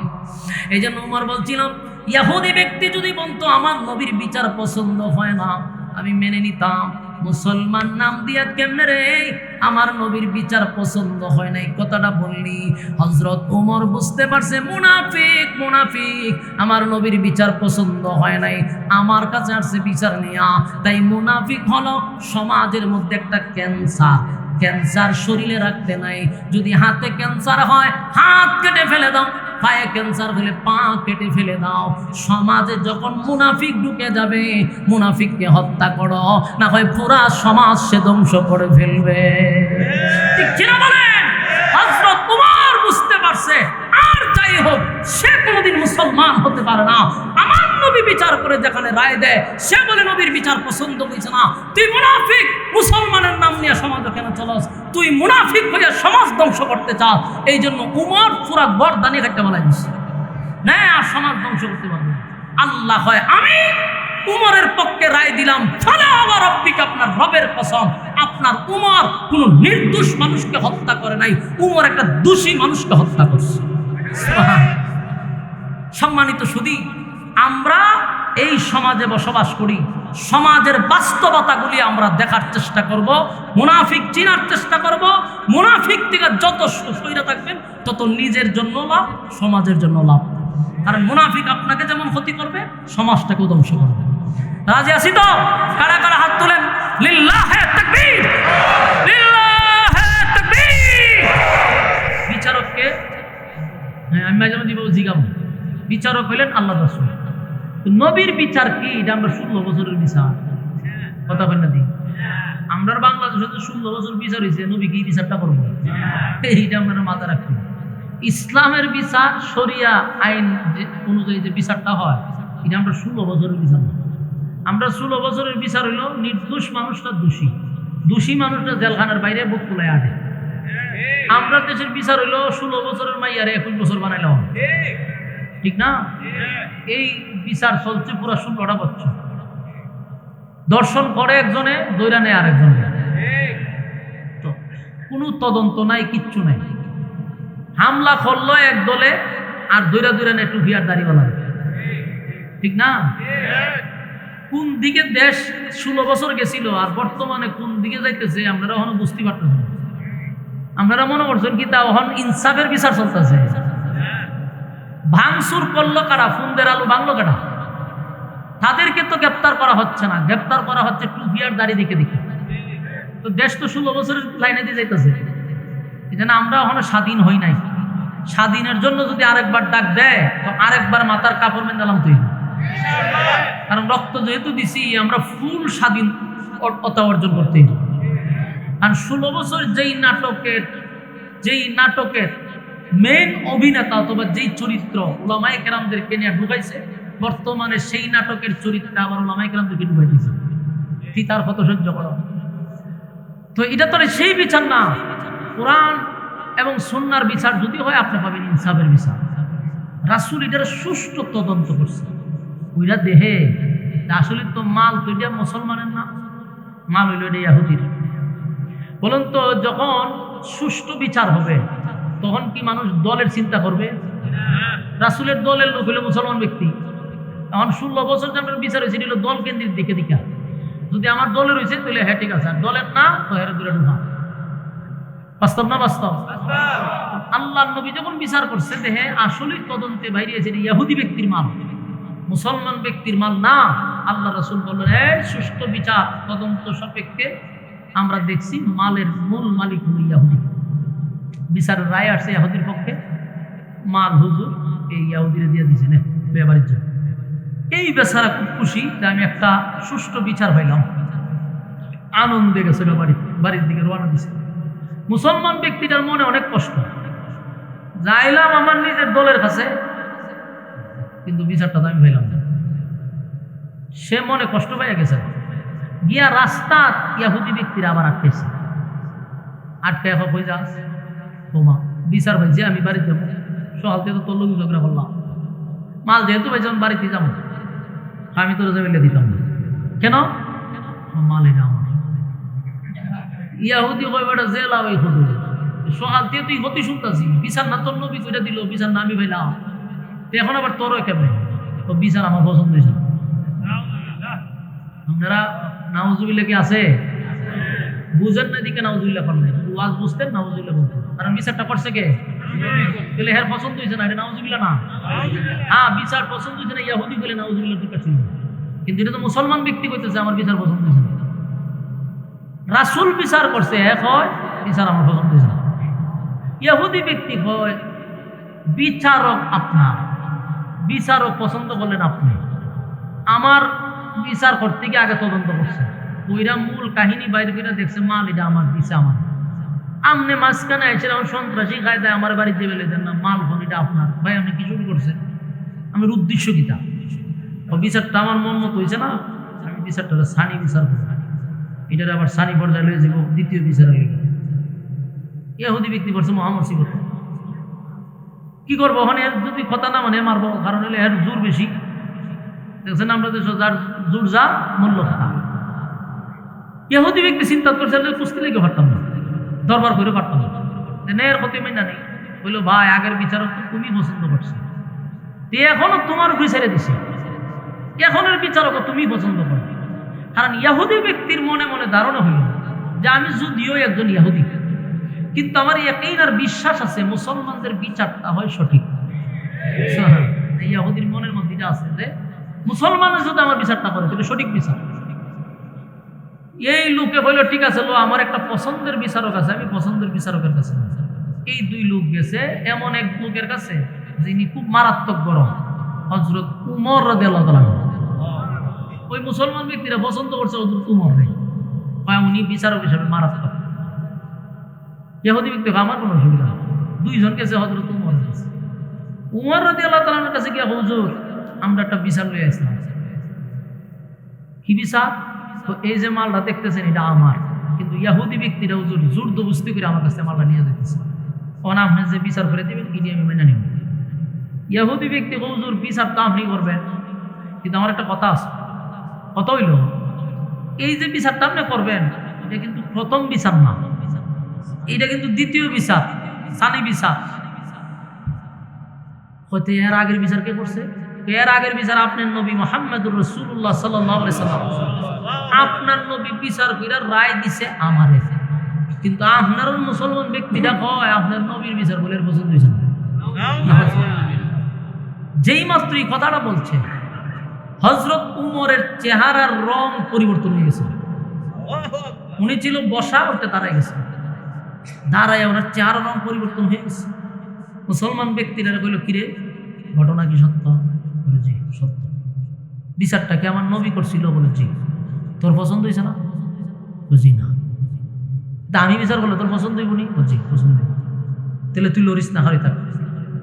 হযরত উমর গেছে ঘরের ভিতরে গিয়া লম্বা একটা রান্দা লইছে, দাঁড়ালো দিক লইয়া বাইরে এসে দুইজনের মাঝখানে হারিয়েছে। হারিয়ে কর এই ইহুদি ব্যক্তিরা যদি আমার কাছে বলতো যে আমার নবীর বিচার পছন্দ হয় নাই, আমি মাইনা নিতাম। সেই ইহুদি তার আমার নবীর বিচার পছন্দ নাও হইতে পারে, এটা স্বাভাবিক। একজন বিধর্মী যদি আমাকে বলতো আমার নবীর বিচার পছন্দ হয় না, আমি মুঠো রাগ করতাম না, কারণ তার কাছে পছন্দ নাওই হইতে পারে, সে বিধর্মী, পছন্দ না হওয়ার কথা। ইহুদি ব্যক্তির নবীর বিচার পছন্দ না হওয়ার কথা, কিন্তু তুই নিজেরে কইতেছ তুই একজন মুসলমান, মুসলমান দাবি করে তুই বলতেছ আমার নবীর বিচার তোর পছন্দ হয় নাই, সানি বিচারের লেগে আমি উমরের কাছে আসছিস। তা আমি উমরের বিচারের সিদ্ধান্ত হইল তোর বডিতে মাথা থাকতে পারবে না। আল্লাহু আকবার হইতেন না? একটা কূপ দিছে, মাথাটা 10 হাত দুনিয়া ফলাইছে। উমর কথা কইতো কম, হাত চলতো বেশি। কইছে যে এই বডিতে তোর মাথা থাকবে না, আমার নবীর বিচার পছন্দ হয় না, আইসে তো আমার কাছে বিচার নেই, আমার বিচার হইল কূপ দিয়ে মাথা ফলাই দেব। একটা কূপ মারছে, জাগাত শেষ। শেষ না, ঘটনা শেষ, কিন্তু ঘটনা শুরু হয়েছে। আসলে ঘটনা শেষ হয়েছে, এখান থেকে ঘটনা শুরু। এখন আপনারা শোনার মন মানসিকতা আসেনি? এখন আপনারা না শুনলেও যাইতেন না, এটা আমিও যাই। এখন আমি কত ঘুমাই যাই, ঘুম থেকে সে আবহাওয়া যদি তো আপনারা বসে তখন এখন মনোযোগ দিয়ে শুনেন, হেরে তো কুবাইছে ইচ্ছা মতে, কুবা শামসুর মতো হেরে কুবাইছে, 10 হাত দুনিয়ার কল্লা ফলাইছে। আর ইহুদি ব্যক্তির দৃশ্য দিকে জাগাত প্রস্রাব পায়না হয়ে গেছে, হেতের হাত পাও এমন কাঁপা শুরু হয়েছে, এ জায়গাতে যখন মনে পরে কেমন আমার মারবো, ইহুদি ব্যক্তি ধরাইছে। হযরত উমর দেখে যে তার খাম সারছে, জিগাই তুই খাম করছ তুই, এ কাঁপতাছে। হযরত উমর কয় এটা মুসলমানের বিচার, তুই ভয়ে পাইস না, নিরাপদে তুই বাড়ি যেতে পারিস। ইহুদি ব্যক্তি কাঁপতে কাঁপতে সাইড থেকে গিয়ে একটা দৌড় দিছে, যে সর্বনাশ, মানে এটা যদি আমার সামনে হয়, আমারও তো অবস্থা খারাপ হয়ে যাবে। ইহুদি ব্যক্তি সর্বনাশ, এটাকে কয় বিচার। ঘটনা থেকে শেষ হওয়ার কথা, কিন্তু ঘটনাটা শেষ হলো। যে ব্যক্তিরে হত্যা করছে তার আত্মীয় স্বজন, তাই তার ভাই বারাদার, তার রক্তের কিছু মানুষ খবর পাইছে যে তার বাইরে হত্যা করছে হযরত উমরে। এরা দৌড়াই আইছে, আয়া দেহে বডি এক জায়গা, আমার বাইরে উমরে কেন হত্যা করল। এখন খোঁজ খবর নিয়ে দেহে যে সানি বিচারের লেগে আসার কারণে হযরত উমর তাদের ভাইকে হত্যা করছে। এরা করছে কি, লাশ লইয়া নবীর কাছে গেছে। আল্লাহ রাসূল তখন প্রেসিডেন্ট, নবীর কাছে গিয়া তারা কি সিস্টেমে আগে জিজ্ঞেসে, হুজুর একটা বিষয় আলোচনা করতে আসছে। কি বিষয়? কুরআনের কোনো আয়াত কি আছে যে একজনের বিচার পছন্দ না হইলে আরেকজনের কাছে যাওয়া যাবে না? এমন কি কোরআনের কোনো আয়াত আছে? রাসূল বললেন না। কথা বলে আপনার কোনো আইন টেন আসেনি যে একজনের বিচার পছন্দ না হলে আরেকজনের কাছে যাওয়া যাবে না, এটা অপরাধ। কোনো এমন কোনো কাজ তো আমরা পক্ষ থেকে নাই, কোরআনেও নাই, আমার পক্ষ থেকে কোনো নিষেধ নাই। তোমার বিচার পছন্দ না হলে তুমি আরেক জায়গায় যাবে বিচারের লেগে, এটা ইসলাম কোনোদিনও তোমাকে বাধা দেয়। আমার এরা তৈলে হুজুর, যদি আপনার কথা ঠিক হয়, আপনি যে রায় দিয়েছেন এটা তো সত্য, কোরআনে নাই, আপনারও কোনো পক্ষ থেকে কোনো বাধা নাই। উমর কোন কারণে আমার ভাইডারে হত্যা করল? আমার ভাইয়ের তো কোনো অপরাধ নাই, আপনার বিচার পছন্দ হয়েছে না, বেটা সানি বিচার লেগে গেছে উমরের কাছে, এর লিগে উমর আমার ভাইডারে হত্যা করলো, এখন বিচার আপনি করেন। সর্বনাশ, কুনান্দার দরবার নিয়ে কই লাগাইছে, উমরের নামে দিছে তারা হত্যা মামলা করে। কি মামলা? হত্যা মামলা করে দিচ্ছে। আপনারা ভাববেন না যে এটা বাংলাদেশের হত্যা মামলা। বাংলাদেশে কুত্তা মারলে জেলখানায় যাওয়ান লাগে, আর মানুষ মারলে জেলে যাওয়ান লাগে না। এটা হলো সোনার বাংলাদেশ। কুত্তা মারার সাথে সাথে গ্রেপ্তার হয়ে গেল, কিন্তু হাতিরে মারলো আজ পর্যন্ত খুনিরে গ্রেপ্তার করতে পারল না। হাতির হত্যাকারীরে ধরতে না পারলেও টুফি দাড়িওয়ালাদেরকে দূরে দিয়ে জেলখানা ঢুকাইতেছে। জানি রাখেন, 5 আগস্টে জেলখানার দেয়াল কিন্তু ভাঙে নাই মানুষ। আরেকবার যখন বিপ্লব হবে তখন একটা জেলখানার দেয়াল থাকতো না, সব ভেঙে দিব মানুষ। আপনাদের যত জাল আর যত কূপ সব দাড়ি এবং টুপির মধ্যে কেন? এই দ্বিতীয়বার স্বাধীন হওয়ার পিছনে বহু দাড়িওয়ালা এবং টুপিওয়ালার রক্ত আছে। সেই টুপিওয়ালা দাড়িওয়ালারা যদি সেদিন আপনাদের পাশে না দাঁড়াইতো, তাহলে এরকম একটা স্বাধীন দেশ আপনারা পাইতেন না। আজকে আপনারা সেই টুপিওয়ালা এবং দাড়িওয়ালাদেরকে ফ্যাসিস্ট শেখ হাসিনা যেভাবে টার্গেট করতো, এখনো কিছু দালালরা এইভাবে আলেমদেরকে টার্গেট করতেছে। সুতরাং ফিট যখন দেয়ালে ঠিকে যাবে তখন কিন্তু একটা মরণ খামড় দেয়। বিড়ালে আর কুকুরের যুদ্ধ দেখছেন? আমি দেখছি প্রায় সময়, মাঝে মাঝে চোখ পড়ে। কুত্তা যায় বিড়াইরে ধরতো, বিড়ালে কিন্তু ছোট, কুকুর বড়। বিড়ালে একটা ফাঁকন ধরে কিন্তু একটা লেজটা এতটুকু মোটা করে ফেলা, লেঙ্গুর মোটা করে। আর বাঘ বুঙ্গি এমন দেখায়, কুত্তায় চিন্তা করে যে কিছু বিলাই না বাঘ। দেখছিলাম তো বিলাই, এখন বাঘ হয়ে গেছে। তো তখন যখন ওয়ালের সাথে বিলাইকে টেক লাগিয়ে দেবে, ঠাস করে একটা দৌড় মারে, ঠাস ঠাস ঠাস ঠাস করে 2-3টা তাপা মারে কুত্তারে। কুত্তার চোখে মুখে আন্দার দিকে প্রত্যেকটা দৌড় মারে। এটা হয় মরণ খামো। বিড়াল জানে যে এই মুহূর্তে আমি তার সাথে যুদ্ধ করে পারা সম্ভব না, কিন্তু আমার যত ক্ষমতা আছে আমি দেখাইতে। তেমন একটা ভঙ্গি লো যে কুত্তারে এক হাত দ্বারা কথা কবে দেন, তাপ ফ্রানি শুরু করে গালে ফাতানো। তারপর হয় কুত্তাও ব্যাক করে যায়, যেটা দেখছিলাম বিড়াল বাঘ হয়ে গেছে।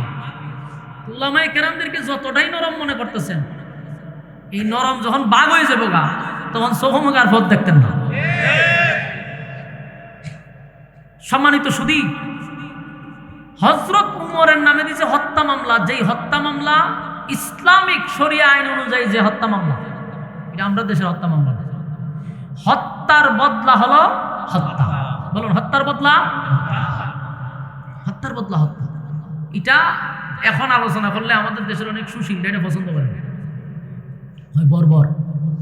বর্বর যে খস তোরার আইন দিয়া দেশে কোন খারাপি কমাইতার না বাড়াইছস? হ্যাঁ, কুত্তা বিলের দাম আছে, মানুষের রক্তের দাম নাই এখন। আর যদি কোরআন সুন্নাহর আইন চালু হইতো তাহলে সারা বাংলাদেশে বছরে একটা মানুষ কোনো হইতো না। কারণ এই আইনগুলো এরা চালু করতে দিবে না। কেন জানেন? কারণ যারা বাধা দেয় এরাই তো আকাম কুকামের পিএইচডি করা। এরা জানে না যে আমরাই তো আকাম করি, কোন খারাপি তো আমরাই করি, ধর্ষণ তো আমরাই করি। এখন যদি আইন পাস হয়তো সর্বপ্রথম তো করলে আমরা যাইব, এই আইনকে এরা করতে দিব? কোনদিন ইসলামিক আইনে বাধা দেয় যারা, এরা হলো সবচেয়ে সমাজের বড় বদমাশগুলি। এরা কোনো সময় আইন করতে দিবে না। কথা বুঝতেছেন? তো এই আইন চালু হইলে বাংলাদেশে একটা কোন খারাপি হইতো। সম্মানিত শুধু এখন দেখেন, হযরত উমরের নামে যখন হত্যা মামলা দিছে, তার মানে এটা শরিয়া আইন অনুযায়ী হত্যা মামলা, হত্যার বদলা হত্যা। তদন্ত নিচে রাসূল বালা কইরা ওই স্পটে লোক পাঠাইছে, সব তদন্তে উঠে আসছে যে লোকটারে মারছে সে আসলে একটা নির্দোষ মানুষ ছিল। কেন নির্দোষ? কারণ তার অপরাধী দেই যে নবীর বিচার পছন্দ হয়েছে না, গেছে কোথায়? উমরের কাছে। তো ইসলামে তো বাধা নাই, একজনের বিচার পছন্দ হয়েছে না, সারাজনের কাছে যাবে। এই হিসাবে তো তার কোনো অপরাধ দেখা যায় না। তো উমর তো এরা হত্যা করছে, এই হিসাবে পুরা প্রমাণ সবকিছু উমরের উপরে যায়, উমর হত্যাকারী। চিন্তা করছেন? কুনানকার দরবার হয়ে গেছে, এখন উমরের নামে গেছে হত্যা মামলা। আপনাদেরকে শুধুই এই জায়গাটাতে আমি রাখলাম। উমর কি সাধারণ কোনো সাহাবী? এটা আমরা বুঝেন। বাকি অংশটুকু আপনি তখনই বুঝবেন যখন আগে উমররে চিনবেন। এই ওয়াজের এই অংশটা আপনারা তখন বুঝবেন যতক্ষণ আপনারা উমররে না চিনবেন, ততক্ষণ বাকি ওয়াজ কিচ্ছু বুঝবেন না। আগে আসুন আমরা উমররে চিনি। উমর এক নাম্বার কথা কোনো সাধারণ সাহাবী না। উমরকে নবী নিজে আল্লাহর কাছ থেকে ছায়া আনছে, এটা মাথা রাখবেন। উমররে নবী আল্লাহর কাছ থেকে ছায়া আনছে, যে আল্লাহ আমি উমররে ছাই, আল্লাহ উমররে দিছে। যেই উমর যেই রাস্তা দিয়ে হাঁটতো, শয়তান ভুল ওই রাস্তা যাইত। আমরার গারো কিন্তু শয়তান আছে, আমার গারো আছে, এই যে হুজুরের গারো আছে, সবার কাছে শয়তান থাকে। আপনারা যে এখানে বসে সবার উপরে শয়তান আছে, কিন্তু এই মাহফিলে শয়তান বসতে পারে না। দিনী মজলিসে শয়তান বসতে পারে না। তা আপনারও শয়তান দিকে লুকু, আমার শয়তান গেছে লুকু, সব ফ্যান্ডেলের বাইরে আছে। যখনই দেখবেন ফ্যান্ডেলের বাইরে কেউ যায়, ওই এর রুফিকে ভর করে। কারণ আগের থেকে তার খান্ত শয়তান আছে। আর এতগুলো মানুষের শয়তান যখন এর খান্ত গিয়ে বই, তখন এরা স্বাভাবিক থাকে না। দেখবেন একবার কেন যায়, একবার দোকানও যায়, আরেকবার বাড়িতে যায়, আরেকবার কি করবো কি না, কারণ এত স্বাভাবিক না, এ তো নিয়ন্ত্রণ হারাইছে। কারণ আগে বলছি একটা ওখানকে সব বুঝের গারো, ঠিক না বেটি? বিশ্বের নাও লেগে দেন হতে হার হয়েছে, মানে এর এখানে বুঝতে দেয় না, কারণ গারো তো শয়তান। এলিয়ে যেটা বাইরে হয় হেরে ফু দিবেন, বুঝবেন যে ধরে লিছে। আল্লাহর রাস্তায় বসেন। তো হযরত উমর যেই রাস্তা দিয়ে যাইতো, চিন্তা করেন আমরা শরীরে সন্তান আছে, কিন্তু উমরের শরীরে শয়তান তো দূরের কথা।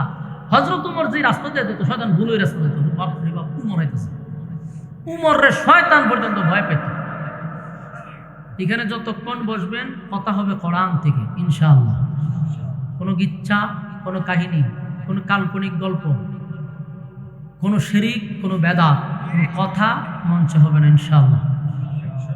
যতক্ষণ বসবেন কোরআন থেকে কথা শুনবেন। ওই জিকির টিকির দিয়া গজল গজল গাইয়া সময় কাটানোর কোনো অভ্যাস আমারও নাই, আপনারও শোনার ধৈর্য নাই, আমি এটা বিশ্বাস করি। আল্লাহ কবুল করুক, আমিন। মানে জিকির আপনারা পারেন না? জিকির এটা সবাই পারে। তো জিকির যদি করতে হয়, রাতে 3টার সময় উঠতে যাবেন, উঠতে উজু টুজু কইরা নামাজ 2 রাকাত কইরা বাস যায় নামাজের মসজিদ বৈশা জিকির করেন, আল্লাহর ডাকেন, আল্লাহ শুনবে। এই মানুষের সামনে জিকির করতে হতো আপনি প্যান্ডেলের উঠে যান গা, আপনি নাচতে নাচতে আপনার কমর ভেঙে গেলান, এটা তো বন্ডামি। বন্ডামি কেন জানেননি? আপনার এসকি মাহফিল আইলে উঠে গেলে, আপনার ঘরে উঠে না কেন? আপনার যত এসকো সব মাহফিল, কারণটা কি? এগুলো লুক দেখানো আর কিচ্ছু না। কারণ এখানে এক শয়তান বসাতে, এখান থেকে সাবি মুরসা দেয় আর প্যান্ডেলে নাচানাচি করে। আমি যে কথাটা কইছি বাচ্চার সাথে মাথা লাগায় চিন্তা করি। জিকির আল্লাহর জিকির, শুধু আল্লাহকে আমি খুশি করার জন্য, ঠিক না?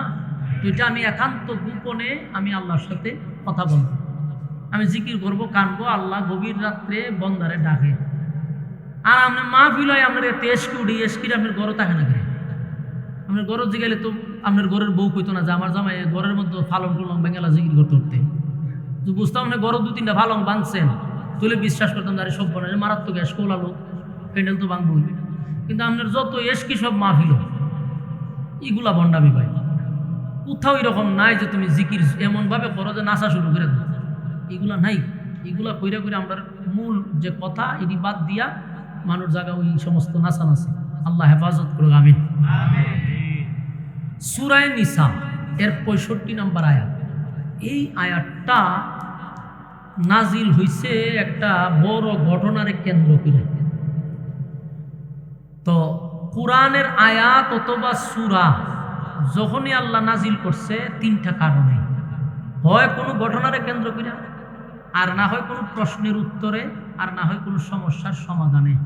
এই 3টাকে কেন্দ্র করে আল্লাহ আয়াত অথবা সূরা নাজিল করছে। তো আমার তেলাওয়াত কি তো আয়াতটা একটা বড় ঘটনারে কেন্দ্র করে নাজিল হয়েছে।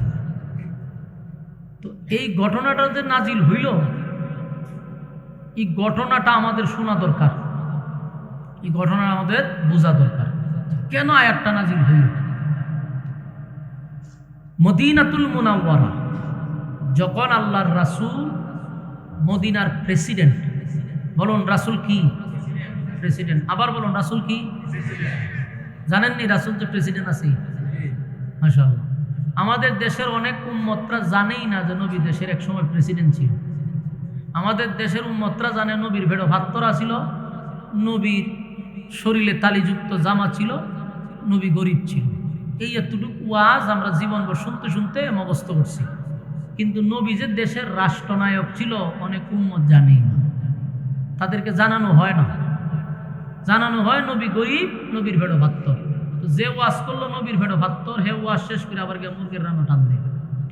ওয়াজে আর কাজে মিলছিনি। আমার নবীর ভেড়োর ভাত্তর তো আমি মুরগির রান্না কেমনে ঠান্ডা দিই? এই জন্য এই সমস্ত ওয়াজ আমাদেরকে খাওয়ানো হয়েছে, আমাদের মাথায় সেট আপ করে দিছে। আর এই ওয়াজগুলো এখন সুশীলদের কাছে মুখস্থ, সুশীলরা মুখস্থ করে রাখছে। এত মুখস্থ করছে, এখন সবাই জানে যে ইসলাম মানেই হলো গরিব, বেশি ইসলাম মানেই গরিব, ইসলাম মানেই হলো ভেড়ো ভাত্ত, ইসলাম মানেই হলো তালিযুক্ত জামা। এই জায়গাটা আমরা মুখস্থ করেছে এবং এরা সাকসেস হয়েছে, এরা সফল হয়ে গেছে। এই ওয়াজ করে কি হয়েছে? সফল হয়েছে, কারণ সুশীলদেরকে বুঝাই দিছে। না হয় আজকে 2026 সালে কোনো আলেম যদি নেতৃত্ব দেওয়ার জন্য দাঁড়ায়, তখন দেখবেন সুশীল সমাজে একটা বাতাস ছাড়ে যে হুজুর থাকবে মসজিদে, হুজুর থাকবে মাদ্রাসায়, হুজুর থাকবো জানাজার মাঠে, হুজুর থাকবো মানুষের মিলাদে, হুজুর থাকবো বিভিন্ন দোয়াতে, হুজুর ঘেরে রাজনীতির মাঠে। কথাটা বুঝছেন? এটা বহুদিন ধরে এরা এই চেষ্টা করতে করতে সফল হয়েছে। এখন মানুষের ভিতরে ঢুকাই দিচ্ছে, হ্যাঁ হুজুর মানেই হলো মসজিদ আর মাদ্রাসা আর জানাজার মাঠে, আর কেউ মরলে এখানে দাওয়াত খেতে যাবে। এই হুজুর এই পর্যন্ত রাখছে। অথচ এই মেহনত করার পর এরা সাকসেসও হয়ে গেছে। এখন দেখেন না আলেমরা দাঁড়াইলে কি কয়, হুজুর আপনি রাজনীতির কথা কোন করে, আপনি রাজনীতি করেন করে, এইটা এরা সাকসেস হয়েছে। অথচ রাজনীতির জন্ম দিছে হুজুররা। আপনারা জানেন রাজনীতির জন্ম দিছে কে? আমার নবী দেশের প্রেসিডেন্ট ছিল। তো হুজুররা রাজনীতি বেশি বুঝবো নাকি তুমি বেশি বুঝবা? কিন্তু এই জায়গাটা তারা সফল হয়েছে, এই যে শোনাইছে ওয়াজ, নবী গরিব, নবীর ভেড়ো ভাত্তর। এই জন্য আপনাদের জানা দরকার যে আমার নবী দেশের কি ছিল। হ্যাঁ, নবীর উম্মত হিসাবে এটা বুক ফুলাই বলবেন যে আমার নবী দেশের প্রেসিডেন্ট ছিল। আল্লাহ নবী যখন মক্কার প্রেসিডেন্ট, যখন উনি দেশের রাষ্ট্রনায়ক, তখনকার একটা ঘটনা, এক ইহুদি ব্যক্তি আর এক মুসলমান ব্যক্তি, এই দুইজন ব্যক্তির মধ্যে বিশাল তুমুল ঝগড়া শুরু হয়েছে।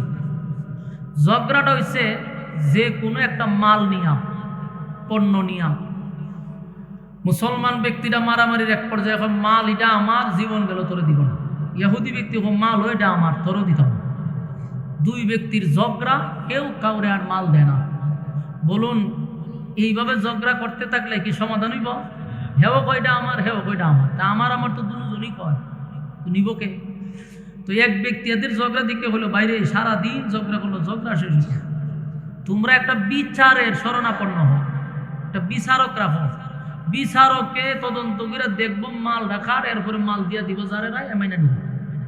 ঝগড়া করে তো কেউ পাইতা না, যে কোনো একজনে মাল পাইবা বিচারের মাধ্যমে। এই লোকে হয় কথা তো একবার খারাপ না, আমরা হারা দিনই ঝগড়া করছি, এখন একটা বিচারের মাধ্যমে মীমাংসা করা দরকার। তো ইয়াহুদি ব্যক্তিরা মুসলমান ব্যক্তিরা বলল যে ভাই, যেহেতু আপনারাই রাষ্ট্র ক্ষমতায় আছেন, বিচারের বারবার আপনারা তো ছেড়ে দিলাম, বিচারক যারে পছন্দ হয় তার কাছে আপনি বিচার লইয়া যান, আমি রাজি। সুন্দর কথা কইছে। মুসলমান ব্যক্তিরা চিন্তা করলো যে এত বালা সুন্দর একটা আমার ফয়সালা দিয়া দিছে, সেও চিন্তা করলো যে চলো আমরা বিচারের লাগিয়া, যেহেতু দেশের রাষ্ট্রনায়ক আমার নবী, আল্লাহর রাসূলের কাছে বিচার লইয়া যাব। দুইজন গেছে আল্লাহর রাসূলের কাছে বিচার লইয়া। মুসলমান ব্যক্তির ধারণা হলো আমি যেহেতু একটা মুসলমান, আমার নবী হইল দেশের রাষ্ট্রনায়ক, বিচারটা আমি আমার নবীর কাছে লইয়া গেলে অন্তত একটা সুবিচার পাওয়া যাবে। রাসূলের কাছে গিয়া বলল, হুজুর এই যে মাল, এই জিনিস এটা আমার, কিন্তু ইয়াহুদি ব্যক্তি হুজুর উপস্থিতির আমার কাছ থেকে নিয়ে যায়। এটা বলে হ্যাঁ। ইয়াহুদি ব্যক্তি হয় না না, এই মাল হুজুর আমার, আপনারা মুসলমান ব্যক্তিরা আমার মাল লইয়া যাবা। রাসূল বলল, তাহলে তোমরা দুইজন বসো, এটার তো একটা বিচার করতে হইলে তদন্ত করতে হইব, আসলেই মাল রাখা, সুষ্ঠু তদন্ত করা দরকার না? আপনারা আমার কথা বুঝেননি? তা আপনারা সব নীরবতায় তো আমি চিন্তা করে গেছি, একটু হা না কইয়া দিলে বুঝুন যে আপনারা জীবিত আছেন। আওয়াজ নাই কি তো বা এর মধ্যে তো আওয়াজ পাইতেছি আমি, প্যান্ডেল আওয়াজ কমে গেছে কেন? এটা না দিন দিন আমি তো এবার শুনতেছি ভাড়াই গেছে না, বাইরে ভাড়াইলাম পুরা, দরকার বলে মনিটর একটু কমাই দেন, তাও আমার সাউন্ড ফাঁক আস্তে আস্তে বাড়বো। আমার পটিস তখনও বাড়ছে না, আপনারা পিক আপ বাড়াইলে আমার পিক আপ বাড়বে। এই জন্য একটু হা না কই না, আমারও তো পিক আপটা তুলতেই হবে। মরা মাঠও তো সাইরা দেন থেকে ওয়াজ হইব না জানা যাইব। আপনারা এই মুর্দার মতো বসে থাকেন না, আল্লাহর রাস্তায় একটু হা না কই, খুব মনোযোগ দা শুনেন, তাহলে সামনের আলোচনাটা বুঝতে সুবিধা হবে। এই কথাগুলির উপরে বলনেওয়ালা শুনলেওয়ালা উভয়কে সহি সহি আমল করার তৌফিক দান করুক সকলে বলে আমিন। আল্লাহুম্মা সাল্লি আলা মুহাম্মাদিন ওয়া আলা আলি মুহাম্মাদ কামা সাল্লাইতা আলা ইব্রাহিম ইন্নাকা হামিদুম মাজিদ। দোয়া শরীফে সবাই আল্লাহুম্মা আমিন। আলহামদুলিল্লাহি রাব্বিল আলামিন ওয়াসসালাতু ওয়াসসালামু আলা সাইয়্যিদিল আমবিয়া ওয়াল মুরসালিন وعلى آله وصحابه أجمعين. ربنا ظلمنا أنفسنا وإن لم تغفر لنا وترحمنا لنكونن من الخاسرين. ربنا العالمين الله গভীর রাত হয়ে গেছে, নুজুলের রহমতের দ্বার প্রান্তে আমরা চলে আসছি। আল্লাহ আপনার কুদরতি নজর দিয়ে একটু তাকান, কত সাদা সাদা দাড়িওয়ালা মুরব্বীরা হাত বাড়াইছে। আল্লাহ কত নওজোয়ান ভাইয়েরা হাত বাড়াইছে, কত হাজি সাহেবরা হাত বাড়াইছে, ছোট ছোট মাসুম বাচ্চারা হাত বাড়াইছে, পর্দার আড়ালে আমার মা বোনেরা হাত বাড়াইছে। মালিক, জাতির শ্রেষ্ঠ সন্তান হযরত উলামায়ে কেরামরা আমার সঙ্গে হাত বাড়াইছে। আমি গুনাহগার, নাগান্দা, নাফরমান, নালায়েক, অযোগ্য, আল্লাহ ভিক্ষুকের মতো আপনার দরবারে হাত বাড়াইছে। যা বললাম, যা শুনলাম, ভুল ত্রুটিগুলো আপনি মাফ করে দেন। সওয়াবের হাদিয়া কোটি গুণ বাড়াইয়া বিশ্ব নবীর রওজা মুবারকে পৌঁছায়া দেন। বাবা আদম থেকে নিয়া আজকে পর্যন্ত যত মুসলমান নরনারী কবরে শায়িত, প্রত্যেকের রূহে সওয়াব পৌঁছায়া দেন। আল্লাহ আমার ডাইনে বামে সামনে পিছনে এই এলাকার যত মুর্দাগান কবরে শায়িত, প্রত্যেকের রূহে সওয়াব পৌঁছায়া দেন। বিশেষ করে আমাদের আব্বা আম্মা, দাদা দাদি, নানা নানি, মহব্বতের মানুষ যারা অন্ধকার কবরে, প্রত্যেকের রূহে সওয়াব পৌঁছায়া। রব্বুল আলামিন আল্লাহ আমাদের মধ্যে যেই সমস্ত মানুষের আব্বা আম্মা এখনো বেঁচে আছে, হায়াতে আমলে আপনি বরকত বাড়ায়া দেন। আল্লাহ আমরা যারা হাত বাড়াইলাম, তামাম জিন্দেগির গুনার বোঝা মাথায় লইয়া, জীবনের সগীরা কবিরা ইচ্ছা অনিচ্ছা দেখাইয়া না দেখাইয়া, আল্লাহ ছোট বড় সব গুনার উপরে লজ্জিত, মেহেরবানি করে আপনি মাফ করে দেন। আল্লাহ রাতের ঘুম হারাম করে আপনার বান্দারা নরমাল বিছানার মধ্যে বসে আছে, ভিক্ষুকের মতো আপনার দরবারে দুইটা হাত বাড়াইছে। আল্লাহ বড় আশা লইয়া গভীর রাতে হাত বাড়াইছে। আল্লাহ একটা মানুষ আপনি খালি হাতে ফিরাই দিয়েন না আল্লাহ। আল্লাহ আরামের ঘুমটা হারাম করে, আল্লাহ বন্ধু বান্ধবের আড্ডা বাদ দিয়ে, গল্প বাদ দিয়া আপনার সন্তুষ্টির জন্য তারা দুইটা হাত বাড়াইছে। এই গভীর রজনীতে একটা মানুষেও আপনি খালি হাতে ফিরাইয়া দিয়েন না আল্লাহ। জীবনের সব গুনাহ মাফ করে নিষ্পাপ বানাইয়া বাড়ির দিকে পৌঁছায় দেন আল্লাহ। আমরা যারা হাত বানাইছি, আমাদের মধ্যে অনেক মানুষ অসুস্থ আছে, আপনি শিফা দান করেন আল্লাহ। অনেক মানুষ পেরেশানির মধ্যে আছে, পেরেশানি দূর করে দেন আল্লাহ। অনেক মানুষ অভাবী আছে, অভাবীরে অভাব দূর করে দেন আল্লাহ। কেউ ঋণগ্রস্ত আছে, ঋণ থেকে মুক্তি দেন আল্লাহ। যে যেই সমস্যার মধ্যে আছে আপনার জানার বাকি নাই। বিশেষ করে আমাদের বিবি বাচ্চাগুলার নেককার বানায়া দেন আল্লাহ। করে রহমত বরকত দান করেন আল্লাহ। আসমানি জিসমানি বালা মুসিবতে আপনি হেফাজত করেন আল্লাহ। শয়তানের বিভিন্ন চক্রান্ত থেকে হেফাজত করেন, মানুষ শয়তান জিন শয়তান থেকে হেফাজত করেন রব্বুল আলামিন আল্লাহ। আপনার দরবারে দরখাস্ত, এতক্ষণ যা বললাম যা শুনলাম কোটি গুণ বানাইয়া আমাদের নবীর রওজা মুবারকে নাম ধরে ধরে আপনি পৌঁছায়া দেন রব্বুল আলামিন। আপনার দরবারে দরখাস্ত, এই মাহফিলটা যারা করছে আল্লাহ, হিলফুল ফুজুল সংগঠন, এই সংগঠন করতে গিয়া যারা টাকা দিল, পয়সা দিল, বুদ্ধি দিল, শ্রম দিল, দেশে এবং বিদেশের অনেক প্রবাসী ভাইরা এটার মধ্যে জড়িত আল্লাহ। অনেক ব্যবসায়ীরা জড়িত, চাকরিজীবীরা জড়িত, যে যেমনে পারছে এই মাহফিলটা করার জন্য তারা রাত দিন অক্লান্ত পরিশ্রম করছে। আমার অনেক যুবক ভাইরা রাতকে দিন করে মেহনত করছে আল্লাহ। এই মাহফিলটাকে উসিলা করে তাদের ব্যবসা বাণিজ্য আপনি বরকত বাড়ায়া দেন আল্লাহ। তাদের ঘরে রহমত বরকত দান করেন। এই মাহফিল এলাকাবাসীর জন্য নাজাতের উসিলা করে দেন। এই মাহফিলটাকে উসিলা করে এলাকার মুদ্দাকাণ্ডে মাফ করে দেন আল্লাহ। টাকা দিয়া, পয়সা দিয়া, বুদ্ধি দিয়া, শ্রম দিয়া, রান্না বান্না করে যে যেমনে পারছে প্রত্যেকের জায়গার থেকে তারা মেহনত করছে আল্লাহ। সবাইরে কবুল করেন রব্বুল আলামিন। যা বললাম যা শুনলাম নবীজির জুতার দোলার বরকতে দোয়ারে কবুল করেন আল্লাহ। বিশ্বের মুসলমানদেরকে হেফাজত করেন আল্লাহ। উইগুরের মুসলমানদেরকে হেফাজত করেন, কাশ্মীরের মুসলমানদেরকে হেফাজত করেন, সুদানের মুসলমানদেরকে হেফাজত করেন আল্লাহ। ইরানের মুসলমানদেরকে হেফাজত করেন। বাংলাদেশটাকে ষড়যন্ত্রের হাত থেকে আপনি হেফাজত করেন। সুবহান রাব্বিকা রাব্বিল ইজ্জাতি আম্মা ইয়াসিফুন ওয়া সালামুন আলাল মুরসালিন আলহামদুলিল্লাহি রাব্বিল আলামিন আমিন বিরহমাতিকা ইয়া আরহামার রাহিমিন।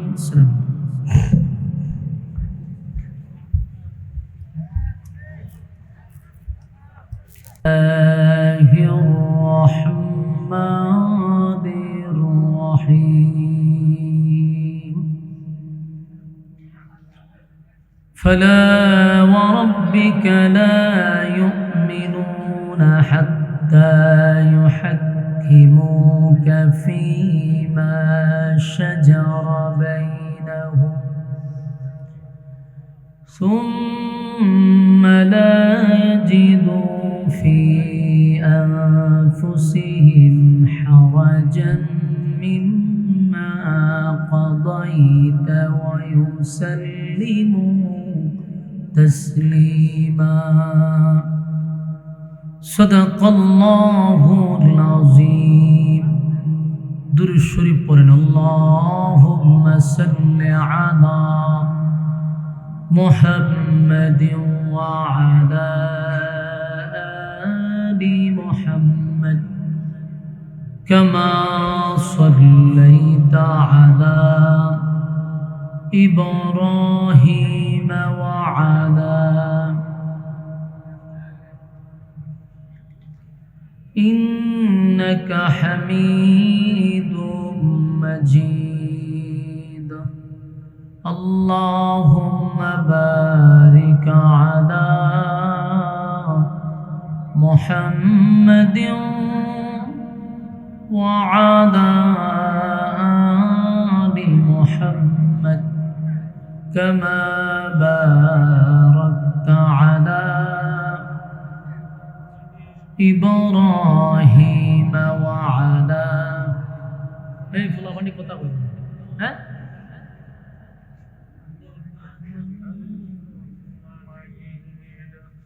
मेरा दिल तलब रहा है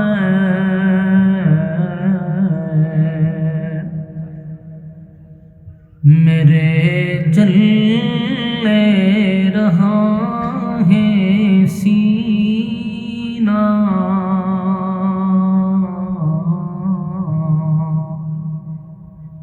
दवा वही मिलेंगी मुझे ले चलो मदीना बलगल उला बिकमालिही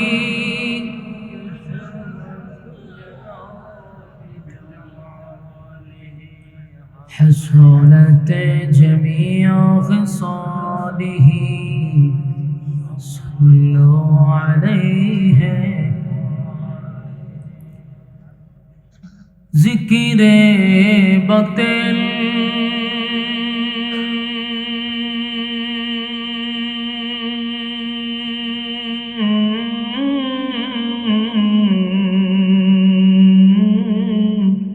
کو हटा दे दिल से रब जिक्र में तेरे लगा दे रोज शाबला इलाहा इल्लल्लाह ला इलाहा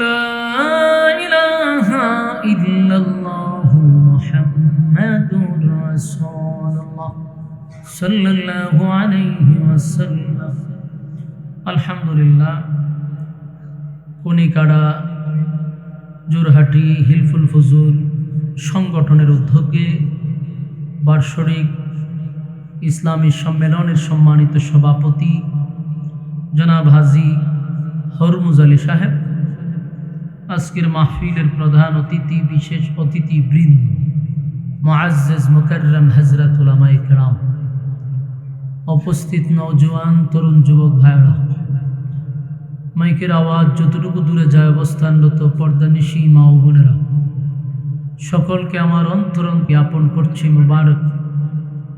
শুকরিয়া আদায় করছি যে রব্বি করিম প্রচণ্ড ঠান্ডার মধ্যে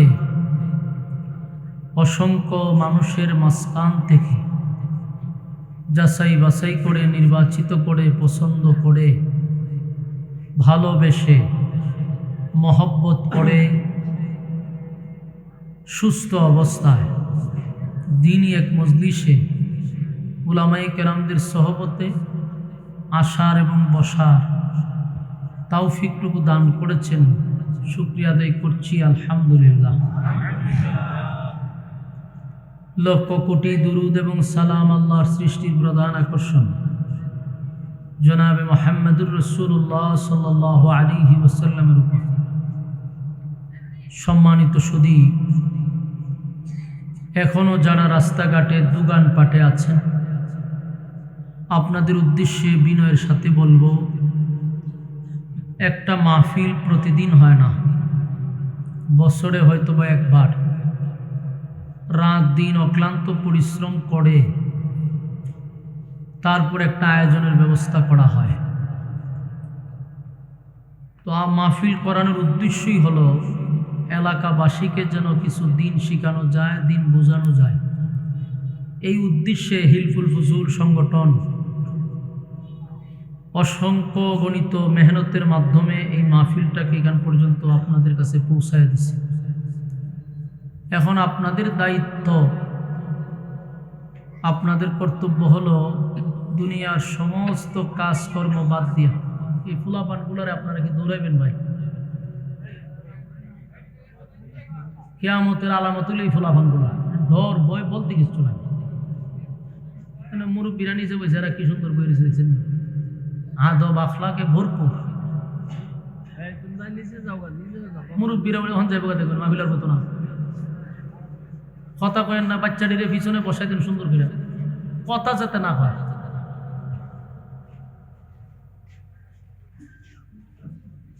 আউট থেকে কথা বললে কথার আর মনোযোগ থাকে না, কথা গুছালো হয় না, এলোমেলো হয়ে যায়। বসছেন আসছেন যেহেতু আপনারা ফ্যান্ডেলে বসে যান, রাস্তাঘাটে দোকানপাটে আড্ডার কত মারবেন, রাত হয়ে গেছে 10:30।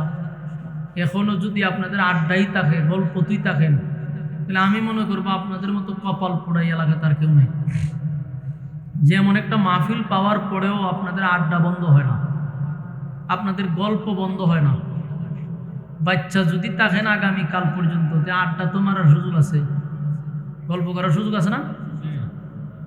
তো আড্ডা গল্প যা আছে কালকেও করতে পারবেন, যদি আজরাইলে আপনারা না ধরে। আর যদি দৈরা লইয়া জায়গা তো কাম ভালোই আছে। আর যদি দৈরা না নেয় তাহলে সুযোগ আছে, কালকে আড্ডা মারতে পারবেন, গল্প করতে পারবেন, অসুবিধা নেই। কিন্তু এই মাহফিলটা বাচ্চা থাকলো কালকে পাবেন না। বাচ্চা থাকলে মাহফিল হইব কালকে, মাহফিলটার কালকে হবে না। কিন্তু আপনারা অসমাপ্ত গল্প কালকেও শেষ করতে পারবেন, যেহেতু এটা আপনার অভ্যাস, এটা আপনার করতেই হবে, তাহলে করতে পারবেন। কিন্তু এই মাহফিলে বসার যে সুযোগ নাই, এই জন্য গুরুত্ব দেওয়া, বৈশা যাওয়া। আল্লাহ রাসূল বলেন, নাজালাত আলাইহিমুস সাকিনা, উপর থেকে সাকিনা রহমত নাজিল হবে। আমার কথা বুঝছেন না আপনারা? কিতা বুঝছেন? উপর থেকে ঠাড়া বলবো কইছি, কিতা কইছি? রহমত নাজিল হইব। তো সুবহানাল্লাহটা তো কইতে আসলেন। ও আপনারা মনে করছেন ঠাড়া পড়বো? ঠাড়া পড়লো তো নাউজুবিল্লাহ হইতে আসলেন, তাহলে বুঝতাম যে কোনো এক সাইডে গেছেন আপনারা। হা না কইয়েন, দীর্ঘক্ষণ সময় ধরে আপনারা অপেক্ষায় বসে আছেন, আপনাদের সময়টা যেন অপচয় না হয়, এই জন্য বলছি নিরিবিলি প্যান্ডেলের ভিতরে বসে যান। দোকানপাটে যে সমস্ত যুবকরা আছেন, আপনাদের উদ্দেশ্য বলবো, প্রতিদিনই তো গল্প করেন, আজকে না হয় একটু সময় এখানে বসলেন।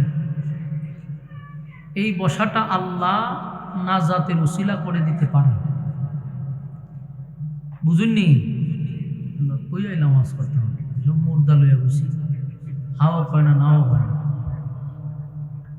ওই দেখেন, ওই সাকিনা রহমত নিয়ে তো যাইতে থাকা, এর প্রতি রহমতের দরকার না, ঠাডা নেই বড় দোয়া করেন। প্যান্ডেলের বাইরে ঠাডা পড়ার সম্ভাবনা আছে, ঠিক নেই? প্যান্ডেলের ভিতরে রহমত, প্যান্ডেলের বাইরে ঠাডা। তা আমি দোয়া করি ঠাডা যাতে না পড়ে। আল্লাহর রাস্তে আপনারা প্যান্ডেলে এসে পড়েন। গভীর রাত, ঠান্ডার মধ্যে আসছেন তো একমাত্র লিওয়াজহিল্লাহ, আল্লাহকে রাজি আর খুশি করার জন্য, না অন্য কোনো উদ্দেশ্য আছে? বিরিয়ানি আসেনি নাই? তাহলে বিরিয়ানির আশায় আসেন নাই, আরামের ঘুম হারাম করছেন, নর্মাল বিছানাতে বসছেন, শুধুমাত্র কেবলমাত্র আল্লাহর সন্তুষ্টির জন্য, মোনাজাত পর্যন্ত যেন আল্লাহ বসার সুযোগ করে দেয়। আমিন। সম্মানিত সুধী, আল্লাহ যারে ভালোবাসে ওই বান্দাকে আল্লাহ দিনের কাজ করার সুযোগ করে দেয়। তাহলে যারা রাস্তাঘাটে আছে আর যারা প্যান্ডেলের ভিতরে আছে, দুই লোক কি সমান? আপনারা এখানে বসছেন, শুকরিয়া আদায় করেন যে আল্লাহ আপনাদেরকে ভালোবাসে। ভালো যদি না বাসত তাহলে আপনার মতো বহু মানুষ রাস্তাঘাটে আড্ডাতে ব্যস্ত, গল্পতে ব্যস্ত, সেখান থেকে যাচাই বাছাই করে আল্লাহ আপনারা এখানে বসায় রাখছে। এটা বহুত বড় আল্লাহর পক্ষ থেকে এক নিয়ামত। কারণ এখনকার যুগের মানুষ নেকের কাজে অংশগ্রহণ করতে চায় না, গুনাহের প্রতিযোগিতায় মানুষ আছে। যেখানে যত গুনাহ, এখানে তত মানুষের সমাগম, ঠিক না বেটি? এই স্কুলের মাঠও যদি আশরাফি না আইয়া নর্তকী আইতো, জায়গা দিতে পারতেন। অগল বুড়াড়ি কইতো যে চেয়ারটা সামনে দিস, আমি কিন্তু চোখ কম দেখি, এখানে এরা আগে থাকতো। আর ফুলাফা এই জায়গা যদি 500 করে টিকিট দিতেন তাও জায়গা লইতো না। কেন? এখানে প্রতিযোগিতা, গুনার প্রতিযোগিতায় অংশগ্রহণ করে বেশি, আর নেকির প্রতিযোগিতায় খুব কম। আর কম হওয়াটাই স্বাভাবিক। জান্নাতে যারা যাবে এদের সংখ্যা খুব কম, জাহান্নামীদের সংখ্যা বেশি। আল্লাহ আমাদেরকে এমন একটা নেক মজলিসে বসার সুযোগ করে দিয়েছে, আলহামদুলিল্লাহ। আসুন আমি আপনাদের সামনে সূরা নিসা এর 65 নম্বর আয়াত কারিমা তেলাওয়াত করছি। বলুন সূরার নাম কি? আয়াত নাম্বার কত? ইয়াদ থাকবনি। আমি আলোচনার লাস্টে আবার জিগাম, উত্তর দিতে পারলে বুঝুন যে আপনি ফার্স্ট, কারণ আপনি মনোযোগ দেওয়া শুনছেন। আর উত্তর দিতে পারতেন না, বুঝুন যে আপনি কেন করছেন ওয়াজ শোনার লেগে না, তামসাতে করলে।